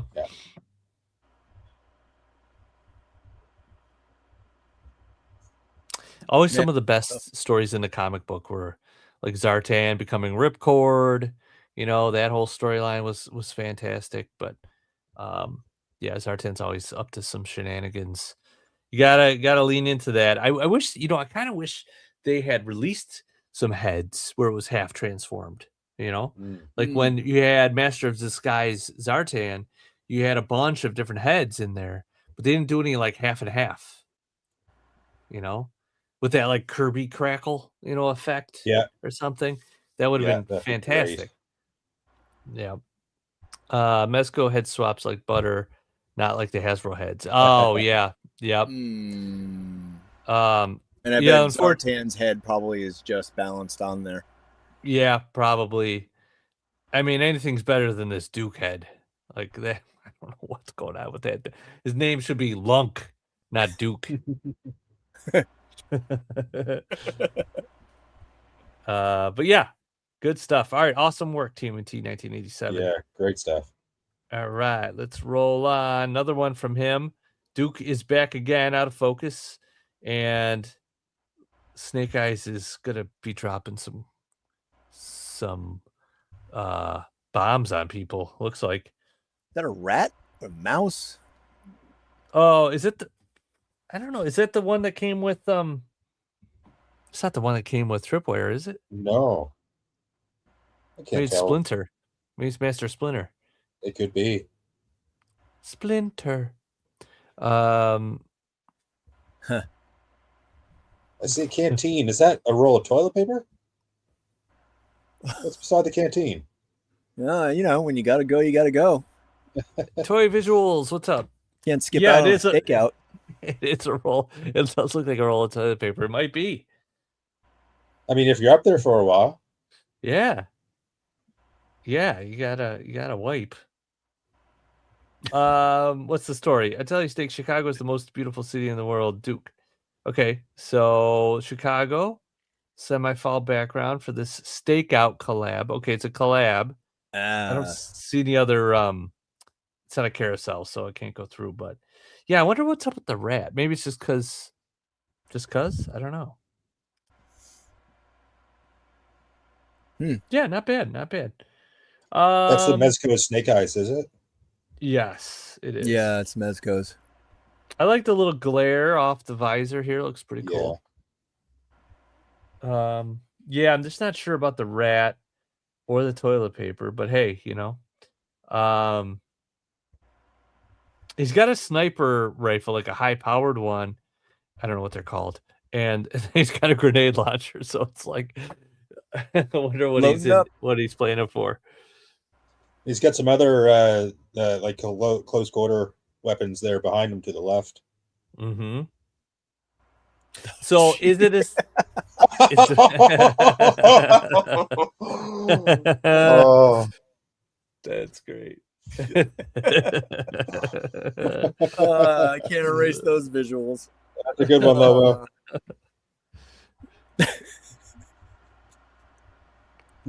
All right. On that note, let's roll on to the next one. Good one, TMNT 1987. It's a stakeout, but this looks like it's gonna get hot at some point. So yeah. All right, shelf presents. What is up? Man, that is some Dio going on there. Probably, I'm gonna guess shot with a phone because everything's in focus. What do you guys think? Right. Yeah, I think you're right. Yeah, it's a very busy shot. There's a lot going on. I think if I were to shoot this, I would bring Cobra Commander and Mindbender forward, make them the focal point with all of that action happening behind them softly. If that makes sense. Yes. Yeah, because there's a lot in, like, everything's in focus. Yeah. So I'm not sure. Like, I know what the story is, right? But it is a lot to look at. There's a lot of detail in that diorama. There's a lot of like detail in the figures and everything. So it is a little bit of like a cognitive visual overload a little bit. So yeah, it helps separate some of them. You know, definitely pull these guys into the foreground, and then this could be part of the background a little bit. Yeah, I like that idea. But it's a great setup. That's a cool dio, yeah. It's a very cool dio. Yeah, I like the weathering on it too. I don't know what this is from, or maybe he pieced this together and weathered it himself, or if it came that way. I don't know, but yeah. And all the poses on all the figures, like it's all deliberate. Everybody's doing something. He's got the hand replaced on the Viper, it looks like, just reaching up, pushing something into place or holding something in place. But yeah, no, I just like everything about the setup is great. I think just working on that visual composition. I can't tell if there's a ceiling in the dio or not. If there is, I'd probably get real low, like snail view. I definitely move Coco and Mindbender forward, but I might only get them from waist up and put their legs out of focus, providing the legs would read and you could tell who the characters were. Use that as a framing device for the action that's going on in the background. But if there's no ceiling, then that's a difficult shot to pull off. Yeah. Yeah, I wonder if that Techno Viper can ab crunch forward or not. Judging by the paint job, I think he can, Paul. Well, yeah, he's got the hologram, right? So that's got to be the original. Yeah. No, yeah, it is. Yeah. Yeah, but yeah, good setup. But yeah, maybe a little bit of a different framing, maybe a little bit of a different depth on these to help separate foreground, middle ground, background kind of a setup, because they're all in the same plane kind of right now. So I might push that. But awesome dio. I love the lights on here. Yeah, it looks really good. How does this not have any more likes? It needs more likes. And yeah, comments. I don't know if this. How Yeah, I the don't comments? know. I'm gonna follow. I don't know what's. Yeah, I let's don't get know what's after going on with this. this. He could have shared. I don't know how this works. I'm wondering. Yeah, I don't know. Hold on. I'm just gonna go to his profile real quick. No, he's got lots of stuff on here. So I'm not really sure. Well, we'll have to see in the future. Look at that Rattler shot. Oh, wait, go back. All right, hold on. Where is it? This one? Yeah. Oh, wow. Yeah, he doesn't have any likes on these. I wonder. Well, no, he does here on these. But yeah, this is pretty crazy. I like that perspective. It's almost like you're twisting and falling over. I love it. Mm-hmm. He's Yeah, got that for claw sure. on the side. Yeah, that thing is crazy. hard to shoot, man. That is a great photo. Yes, it is. For those of you who have the Rattler, you know how difficult it is to shoot it. Yeah, it's huge. That's a great shot. Yeah. Yeah. All right, cool. All right, Cool. let's go back. Let's see where we left off. Let's see. Where were we? Okay, somewhere in here. Okay. All right. Good work. So another one by Shelf Presence here. You've got Jungle, looks like. Squad. I don't know if Shooters surprise. I mean, you can tell it's Shooter. I don't know if she's surprising the Joes or what. Maybe it's like it's us, don't shoot, or it's all clear, come on in. Yeah, they're giving the signal, the hand signals. I get it. Yeah. Little hot on the light here, you know. I might try to dial that back a little bit, but it's getting a little crunchy, I'd say. And I don't know if it's just me, but when it comes to like nature and shots like that, I tend to avoid like any of the colors, like the purple or the blues or the, you know, unless it's deliberate, like it's coming from a source, you know, you know, any kind of reds or anything like that. I try to keep it somewhat plain. So like a shot like this, you know, it's almost like they're in a nightclub, you know, and that's just my because of the purples and the blues and whatnot. So I don't know if I'm alone on this, but that's just my feeling. No, the UV really takes it out of the desert for sure, or out of the jungle for sure. Yeah. It does. Yeah, it does. Yeah, I might have done, yeah, like you were saying, something different. The light there. But the warm light on Shooter is fine, right? Because that could be coming from something, you know. I think it's just the colored lights, you know, like the gelled lights. And the angle is very interesting. Yes, the perspective and the angle is an interesting take. I do like that approach. It's kind of ambitious, you know, especially what I'm assuming is a phone shot, you know, but yeah, the lights don't match, but maybe it's on purpose so that she separates more from the background. But it is a little tough with that light, you know. So. And I like how he's the only one acknowledging her, you know, like the rest of them are just kind of walking, you know, it's just kind of cool. It's like he's leading them and they don't even, they're not even aware that she's there. Yeah. Good story there. Good storytelling. Yeah. I'd say the strengths are the storytelling and the composition or angle of the shot.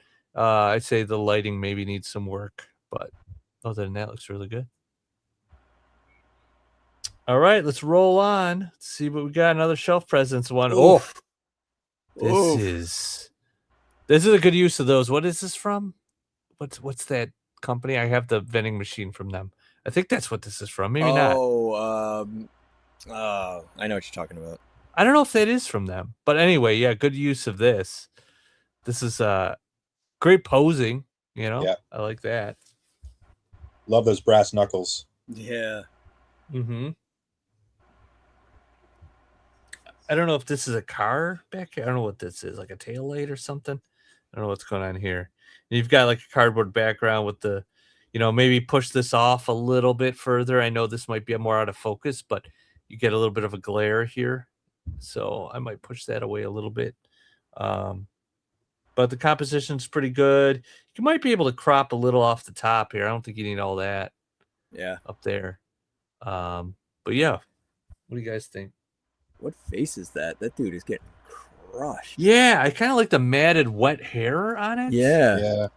I just don't know what that's from. If anybody knows, let us know. Is it a custom? I don't know what that is. Yeah, I have no idea. Good use of different hands on him too, instead of just trigger fingers. You know. Yeah. Yeah. But yeah, Chuckles is taking a piss out of this guy. So.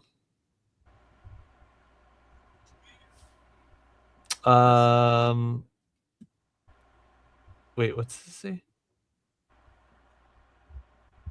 Oh, am I still in the page? No, I don't think so. I think I got out, didn't I? Oh, maybe I am. No, I'm out. No. I'm out. He just posted. He just tagged a bunch in a row. Oh, there's the Rattler one. Yeah. We kind of looked at that.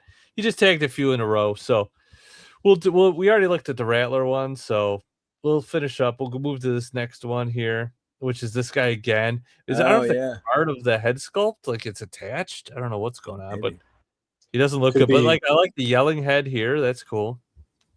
All these heads are like I don't know if he customized them, but they all look pretty gnarly looking. Yeah. The yelling one on the rock and roll body in the background there. Yeah, Roper, you made me second guess, but yeah, I think we're good. Yeah, the one on the rock and roll body is great too. Yeah, I don't know what these. Does anybody know what these heads are from? Oh, this one says looks like Kane the Wrestler. I don't know. Yeah, is that like a CM Punk head with the blood? I don't know what that is. I don't recognize any of those.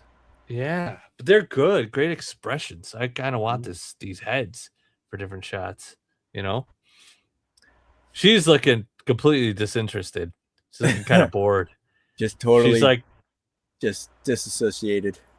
Yeah, she's like reserved to. She's kind of like come to grips with her fate. Yeah. She's like, yeah, it's over. Oh, I see. He's punching him. Okay, I get it. Yeah, this is maybe a little static for a punch. And then if he really did hit him, he'd probably be falling forward. I don't think he'd be so straight up. So that might help sell it if he's kind of like the last shot, lunging forward, spilling this way. Scrap Iron's kind of leaning more into the punch, you know. But yeah, great heads on here. Good setup, staging all these guys, you know. Yeah. So pretty gruesome. All right, let's roll on. We looked at this, so we're gonna skip and we're gonna go to Toying Around. I don't know if he's still here, but look at this. Looks like right out of an 80s music video for for something. Yeah, ZZ Top or Dockin'. Dockin's great. I used a Dockin song in one of my shots already. Yeah, what do you guys think? I think this motorcycle's from like Toying Around. Isn't this from like a Hobby Lobby or something? I think you shared it with me at one point. No way. Hobby Lobby? Something like that. He can tell Hobby us. He's Lobby? here. Really? He's here. I don't know if it's Hobby Lobby Purple or something. Rain. Purple Rain. Yep. Prince Video. Yep. Yeah. That's what this looks like. Love the smoke. Yeah, great Dio too. Great setup. Yeah, this Hobby Lobby. That's what he said. It's from Hobby Lobby. Huh. Nice find. Yeah, it's a little under scale, but it looks good. You know what I mean? I'm nitpicking to say it's a little under scale, so but man, it looks fantastic. Is that light part of it, Toying Around, or did you add that after? Light looks good. Headlamp. Definitely need some music with this one. The composition and framing makes it feel like a warehouse. No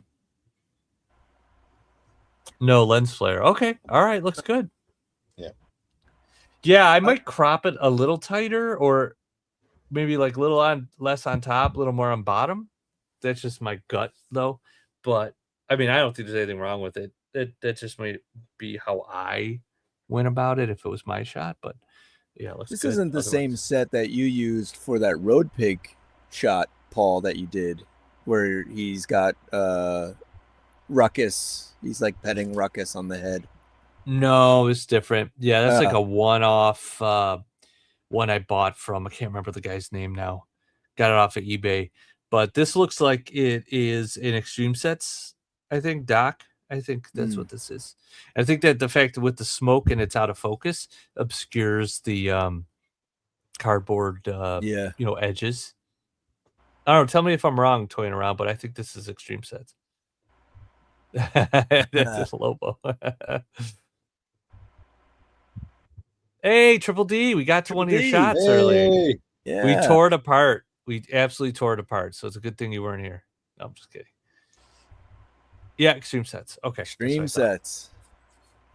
Good job, though. Since you said this was a lens flare, the good job on the lighting, because the way this is lit up on the handlebars and stuff kind of like makes me feel like there's some light. Even though it's a headlamp and it'd be projecting, I still like that this is lit up over here. Purposeful. Yeah, those anniversaries, man. 29th, like who cares? Hey, like the 30th is the one that matters. Next year, yeah. Yeah. Well, now you don't have to do next year's. You don't have to do next year's now. You did 29. So you just tell her next year. I gotta go to Monday Night Shootout. I don't have I got time for this. Yeah, good work, man. All right, let's roll on. Let's do a few more before we wrap up. Another toying around. I'm confused. He's in the desert. But the lighting makes it look like snow. But I'm assuming this is some color adjustment going on here. But maybe we'll see. Dude, this reminds me of that planet from Pitch Black. No, maybe it is snow. Maybe it is snow, or it's supposed to be snow, because he says the weather dominator. Somebody was talking about that. Huh. Fill us in, toying around. It's got some kind of grain texture going over the top of this. Or it's just grainy, one or the other. It is snow. Okay, it's snow. Oh. Snow in the desert. I do like how striking he is compared to the snow. Mm-hmm. Yeah, nice contrast. Yeah. That bipod is on point. Yeah, good pose. He's got a good walking pose. He's looking up. You know, I might have moved the walkie a little off his face. You know, maybe lined it up over here. Angled a little bit, yeah. Or maybe angled it where it's kind of going out this way a little bit. I don't know. It's not bad. It is interesting. Like I think if I'm shooting this photo, if I'm a photographer here, that it might end up this way. You know, this might be where he's holding the mic, or the mic of the walkie. So that makes sense. So it all comes down to like combat photographer, or is this a Hollywood production? You know, it's a Hollywood production. Oh, go ahead. I was gonna say it's a Hollywood production. You'd kind of get everything exactly where you'd want it to go, so you can see the face. But if you're like just in combat kind of photographer, you're just shooting, then things aren't going to be lined up perfectly, right? Documentary kind of grabbing it as is, right. Yeah. I was gonna say, this looks like a scene out of a movie, almost like this would look like it's part of the motion of him walking. You know what I mean? Mm-hmm. You know what? One thing that I would add. What do you guys think it is? Ooh. I do like the composition. I like that he's on the third, he's on the right side, and he's looking back and up to the left, which is giving you that space to the left. Our left, his right. Are you suggesting there should be like a vehicle or something in the distance up on the hill? That would be fun. Yeah, actually. But no, I'm saying there should be some footprints behind him. Oh, yeah. A winch. Maybe a winch. Yeah, the footprints. A what? Tie it to that thing there, and then pull down this thing here, and then pull it back up.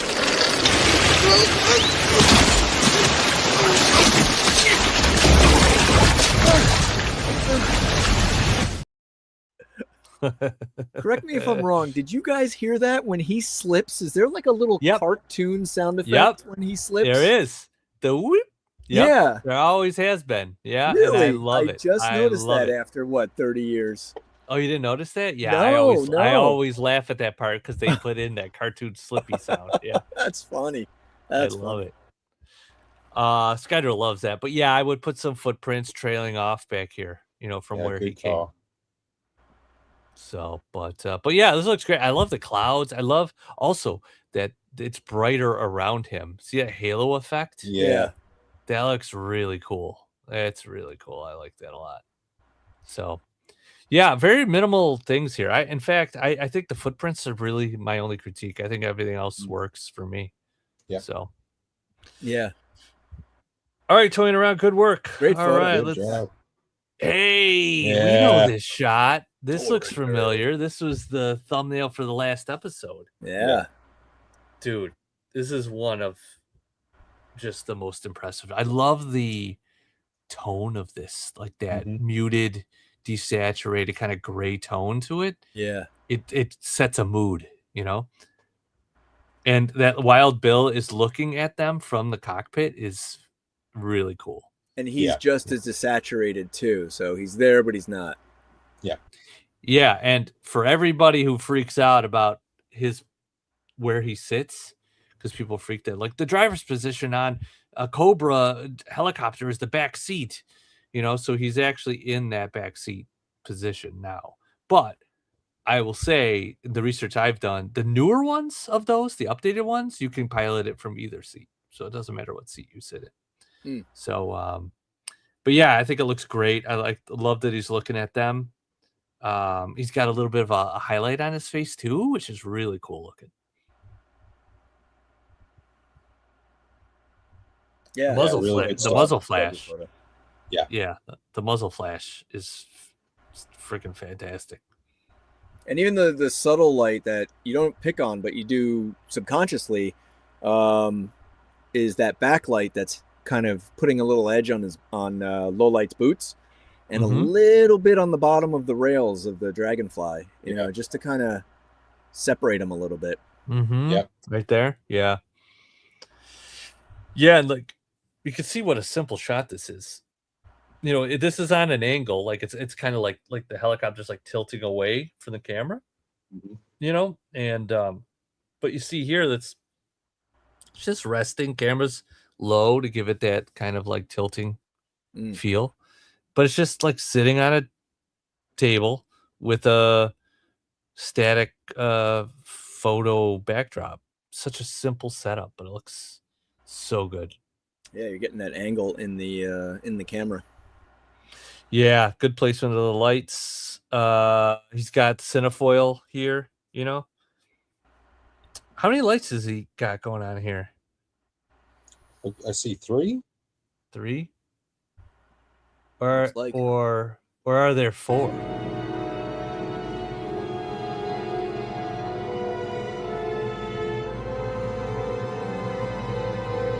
There are 4 lights! I'm waiting to wedge that in somewhere forever. Well, the light that's like lighting the whole room right now, right? The overhead light. Oh yeah. Yeah. The BTS. This is why I love BTS. Like just to get a feel for like how this is set up and like how simple it can be to make like a really impressive shot. The crop here, like you didn't feel the necessity to get the whole front of the Dragonfly in the shot and everything, just enough to tell the story. Like this is the story, and then he's a supporting element back here. Like that's the story right here. So good stuff.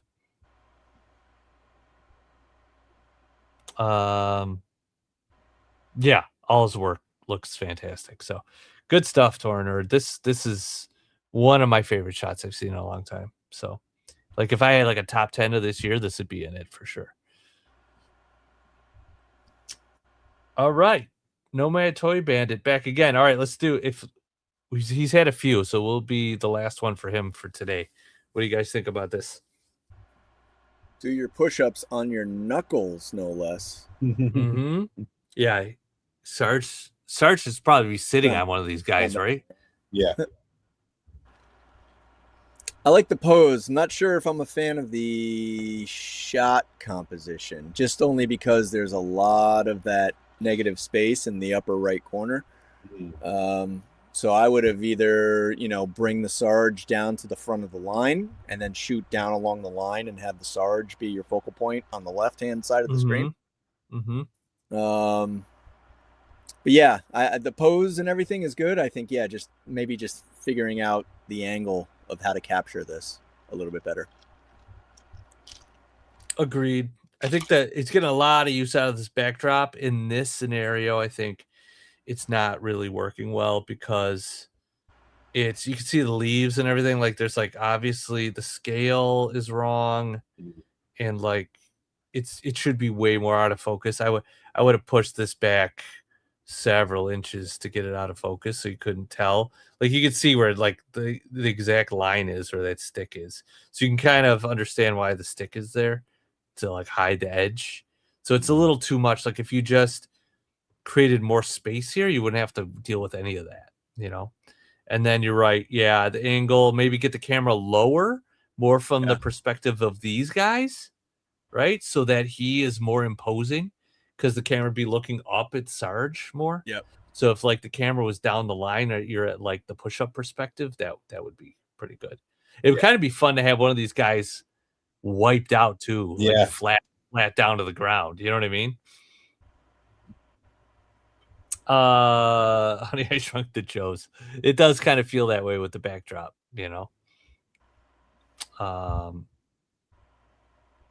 That's funny. Yep. So this one, it's probably the weakest of that we've seen of his. The idea is good. I think the execution probably just needs a little help. That's all. They're keeping those elbows in, Lobo. Yep. Keep them tucked. Keep them tucked. But yeah. All right, let's roll on. Let's see what else we got. Oh, Whale David. It's his first for today. And what a shot to look at. What a great custom. Fantastic custom. Yeah. Didn't we look at this before? I feel like we did. I feel like we did. Yeah. But I don't know where. Photo. Unless we talked about this after hours in one of our... I don't remember, but I love this shot. Yeah. Like the torch looks friggin' great. The Recondo secondary with that like law head and this kind of Kit Bash custom just looks so good. Very adventure team, style. I like the severe Dutch angle. That adds a lot of drama. Not this shot. That we must have, David. We must have been talking about this after hours because I know we talked about this amongst ourselves. How much we loved. Maybe it's a different shot. Okay. Yeah. Maybe it was a different shot, but I feel like it was from the left side too of the figure. Yeah, maybe. Dutch angle here is like really extreme, but I think it works really well here. It's got that kind of like pulp novel vibe a little bit too, And I may have said this too on the last one too, is just the Kit Bash of it not being an instantly recognizable figure makes you kind of study it a little bit more and kind of wonder what's going on a little bit more. Mm-hmm. You know what I mean? Then just all of a sudden it's just, Snake Eyes whipping through some soldiers or something. Yeah. Right. And that warm rim light coming from the left is really tasty. Mm-hmm. Yeah, good job to get some lighting on him from the torch. Yeah. And it's a nice color contrast with the background, which is kind of like a deep green. There's like a green tint to it, which I like a lot. Yeah, I like that. Skydo appreciates the Kit Bash. Yeah, it's a good Kit Bash. That head is an underrated head on as far as the head sculpt goes. The Law one. Is that who that is? That's Law? Yeah. Mm-hmm.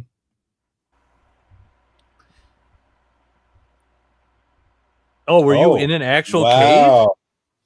Ah, now this takes on a whole new dimension. Wow. That's impressive. What how did you light it?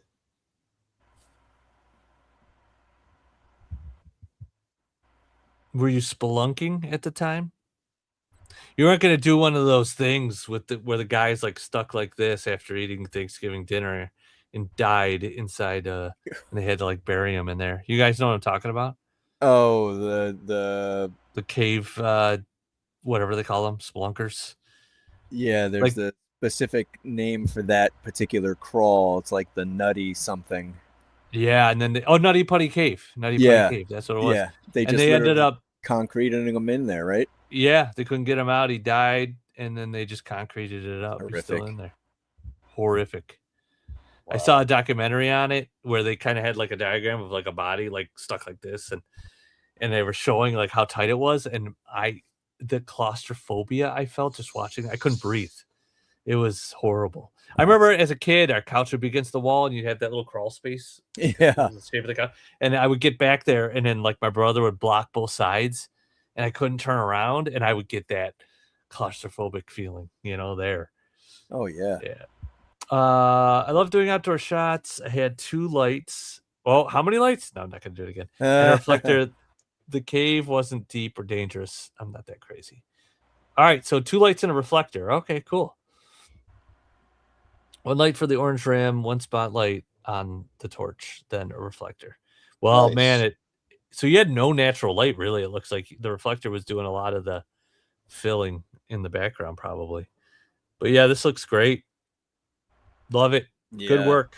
And a story to go with it, man. You know that photo is attached to that adventure that you had. That's pretty cool. That's pretty special. Yeah, I'd like to see more of this guy. Some more adventures of this. Does this guy have a name, David? Do you have a name for this guy? Is there one in here? No. You gotta come up with a name for this guy. All right, love it. Good work. Oh, infinite wisdom for all. Nice to see. Mm-hmm. Good use of the MMS here. Looks like Rock and Roll's carrying a rifle case of some sort. What do you guys think? I would like to see more of the missiles. Or tighten up the shot, right? Pick one or the other. Yeah. Mm-hmm. Yeah. John Fortune. Now that is a pulp novel name. Fortune. That is a great name, David. Love it. You got John like Fortune and the Cave of Mystery. The Cave of Wonder. John Fortune in the Cave of Misfortune. In the Cave of Cobra. John Fortune in the Cobra's Cave. Ooh. Yeah, this one I would crop tighter. Yeah, I would. I know you're wanting to get probably some of the missile kind of rack in here, but if these guys are the focus, then you might crop tighter. Let's see what else we got. Yeah, like this. Okay, oh, yeah. This is getting there. Yep. This is getting there. Out of the 2, I'd say you could still crop off some of the top here, but this is the better of the 2. Yeah, like right here. Maybe if you want this walkie's coming out of his head here, so maybe I put that over here, But other than that, or you tilt him a little bit, swing him back toward the tire, so he's kind of, you see more of the side of his face, but maybe the opposite side, swing him that way, so he's kind of facing Rock and Roll a little bit. That might have worked. Or even eliminate him altogether and make him part of the foreground element to frame Rock and Roll and make it all about Rock and Roll. Oh, he's got a John Fortune story in development, David said. Nice. I'm excited. I want to see more. John Fortune and the Viper's Den. That's Viper's good. Den. Going around. Yeah. I love it. John Fortune and the Wild Spelunkers of Cobra Cavern. Those wild spelunkers. Lobo's always got John Fortune and 2 timbers humping. And the questionable timbers. I love Rock and Roll's pose. Makes it look like the case. Yeah. Yes. It's a great pose here. That's a good call. And it looks like he's looking right at Hawk. Looks like he's rolling up. He's got something to say, but Hawk's currently on the phone. So he's holding it for a second, what he's got to say. But yeah, this is the stronger of the two shots for sure. So, all right, good you work, got that dude. thing pointed in the wrong direction. All right, let's do one more and we'll call it as I click off by accident. Let's see what we got here. All right, let's do one more Infinite Wisdom since that was the first shot we saw prior. So this is where I'm getting a little seasick here on this one. If you stare at this up close. I like it. Yeah. I feel like there should be like a bat head in the foreground, like he's kicking the bat head. Oh, that would be great. That's kind of the feeling I get. Like he's just like kicked either a Cobra officer or whatnot. But I love the pose. I love I love the feeling you get when you look at this. You know what I mean? I'm getting a little car sick looking at it. Yeah. if I stare at the mirror area, it's like I'm getting some weird optical effect on my screen right now because it's pretty large on my screen. But yeah, I like it. It's definitely gives it some dramatic like action. I like that he just can't fit inside the vamp because he's so tall. Yeah, but this is pretty cool. I don't know if it's driving. I would say this might be one of the scenarios where like if you can't figure how to get the wheels to blur, maybe this effect. I don't know what the effect's for actually. I'm guessing what it's for, but it definitely pulls you in to the subject, which is Big Lob, you know? Yeah. I do like this guy sitting on the back. It's a good pose back there. This dude sitting on the back here. And I do like that you can see the driver's face here too. So it's good staging, you know? And he's got his bandolier draped over the mirror. Mm-hmm. Yeah. That's good too. Yep. Yeah. I'm going to give it a like. Yeah, good stuff. Yep. All right, let's do one more. Anything else for this? I think it's good. A good, nice outdoor shot. You know, the effect is pretty cool. You know, it's you don't see it a lot, but it's that zoom in effect. So yeah. But yeah, I like the idea if he's kicking something, or maybe like, man, you'd really need like a wide angle lens to get the effect. Like if his foot was coming toward the camera, and then the effect is like he's kicked you in the face. And that's why there's this like zoom effect. You know what I mean? That would be pretty fun. All right, let's do one more. Nice. All right, one more for Infinite Wisdom.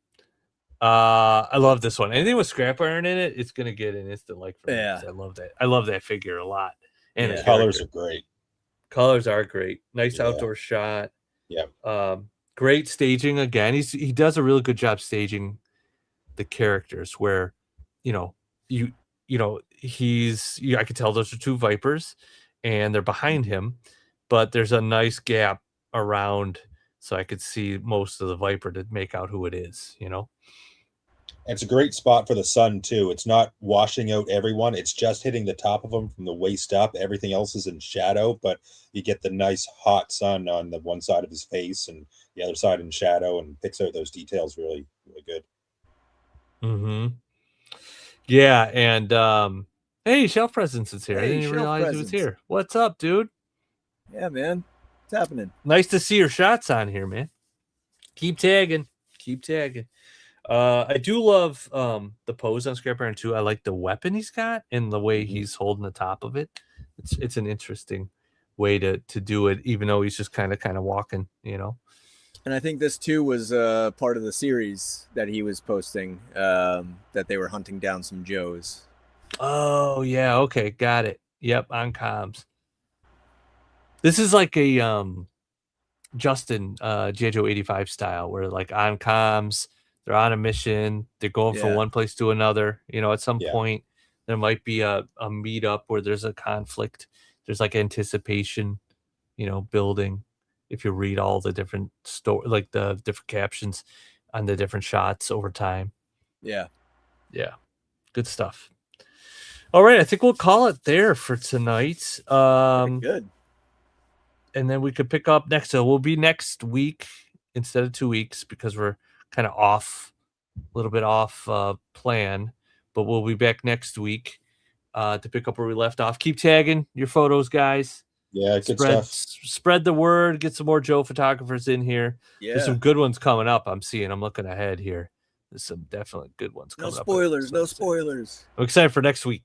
But yeah, that'll be fun. Skydro, tag some photos. I haven't seen any of yours in here. He's too good. He's too good for us. Just kidding. Literally made the Kit Bash. Okay, got it. Yeah, that's awesome. No, don't do that. So what do you guys got coming up? Mike, what about you? What do you got on the horizon? Let's see. I got I'm working on chapter 17 for the new Red Shadow War. Hope to have it done this week, so maybe Friday. It's like a maybe, hopefully. It's a good one. It features our favorite Techno Viper with a few reveals and a few new storyline openings, and so I got that happening, and then just waiting for. I had lights come in to finish the nightclub, but they ended up sending me the cool lights instead of the warm lights, so I have to get those sent back. No. But yeah, no, I'm working on that and getting that ready to deploy. But yeah, it's cool. I can't wait to show it off in its full glory. You should have that Techno Viper get the new body and have something to say about his ab crunch problems. He'll be sacrificed to the Midas god. You should go on there like, you call this an ab crunch? I can't even bend over. These new uniforms, they can't even bend over. It's like every time I go to pick something up, I get pushed back up again. It's like the Star Trek Next Generation onesies that they always had to like pull down and stuff because they wrinkle up. Right. They always complain about that. No, but yeah, there'll be a return of this guy. Yes, so he'll be in the next everyone's favorite. Everyone's favorite Techno Viper. Hey, thanks, 80s Pop Culture. Great. Yeah, I'm excited for the next chapter, man. The last one was off the rails. That one was, that was so good. Thank you, everybody. Seriously, that's such a so appreciative of everybody's comments and watching and sharing. So thank you very much, everybody. Mm-hmm. Yeah, we could, we could always show them here too if you wanted at some point for people who might join this later and not be aware. If you ever want to share it here, we could do that too. It's up to you. Yeah, your call. But yeah, anything to get the word out, I think we should get more eyes on stuff. Yeah, I appreciate that. Yeah. All right, cool. And mate, what about you? What do you got going on? I know you posted that backstop shot today. That was a lot of fun. Dude, yeah, so good. Even that figures never look so good. So. Thank you. Well, my persuader's not complete. I'm missing some missiles and the big rocket in back, or the cannon in back. So I thought, well, what if it's all wrecked and he's got to get out and he's got to, find his way back to base with just a sidearm. So that was kind of the impetus on that one. What I'm working on, I want to look at it. Yeah, I just want to pull that up. Yeah, that is awesome. Like the focus is so good on it too. Like you see so much detail right up in here. Yeah. How did you do that ground texture? What's that made of?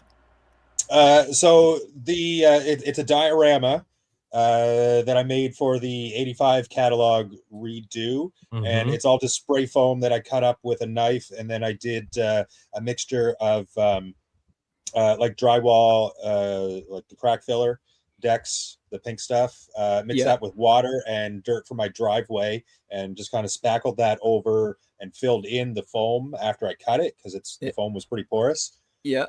And then painted that all brown. And then for this particular shot, I went back out to the driveway because the dirt that collects in my driveway is really fine stuff. So I just got that. I broke it up nice and fine and sprinkled that over top. So for some added texture, just for that one little shot.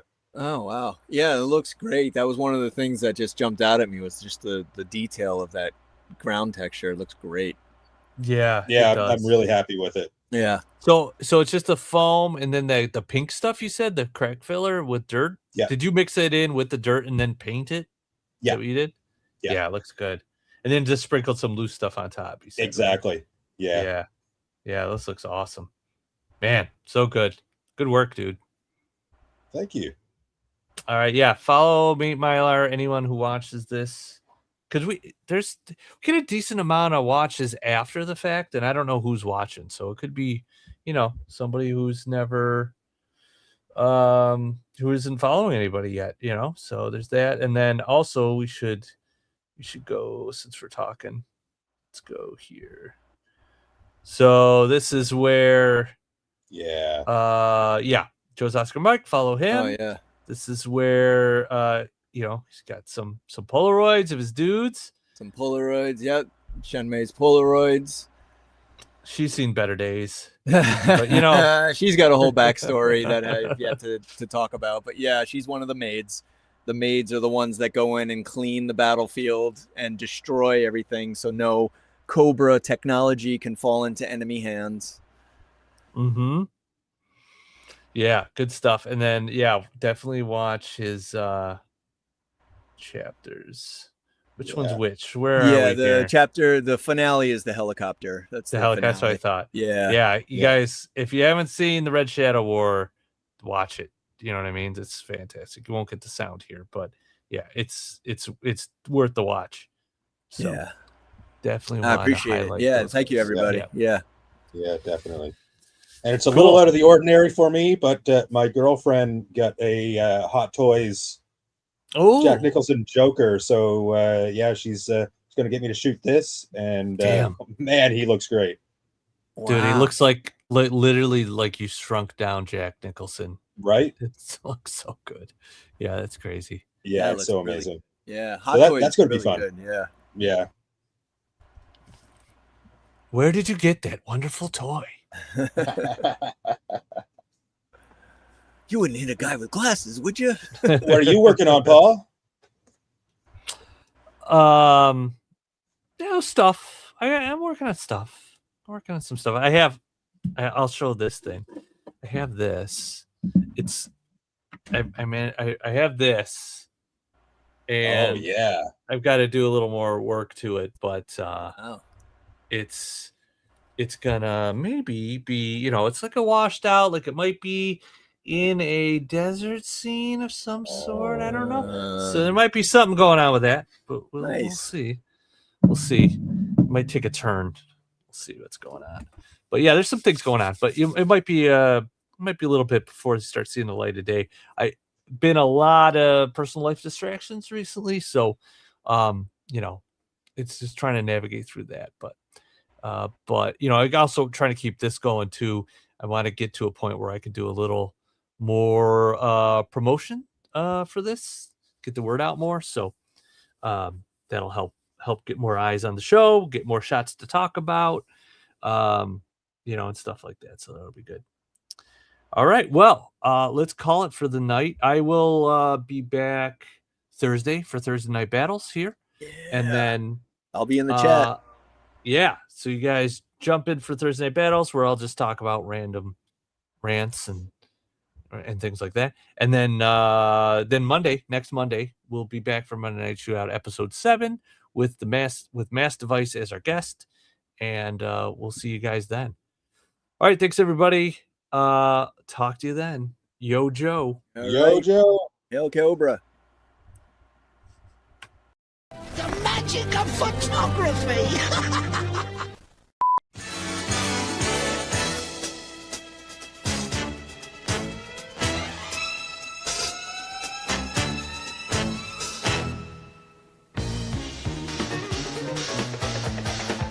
We hope you've enjoyed the preceding short feature.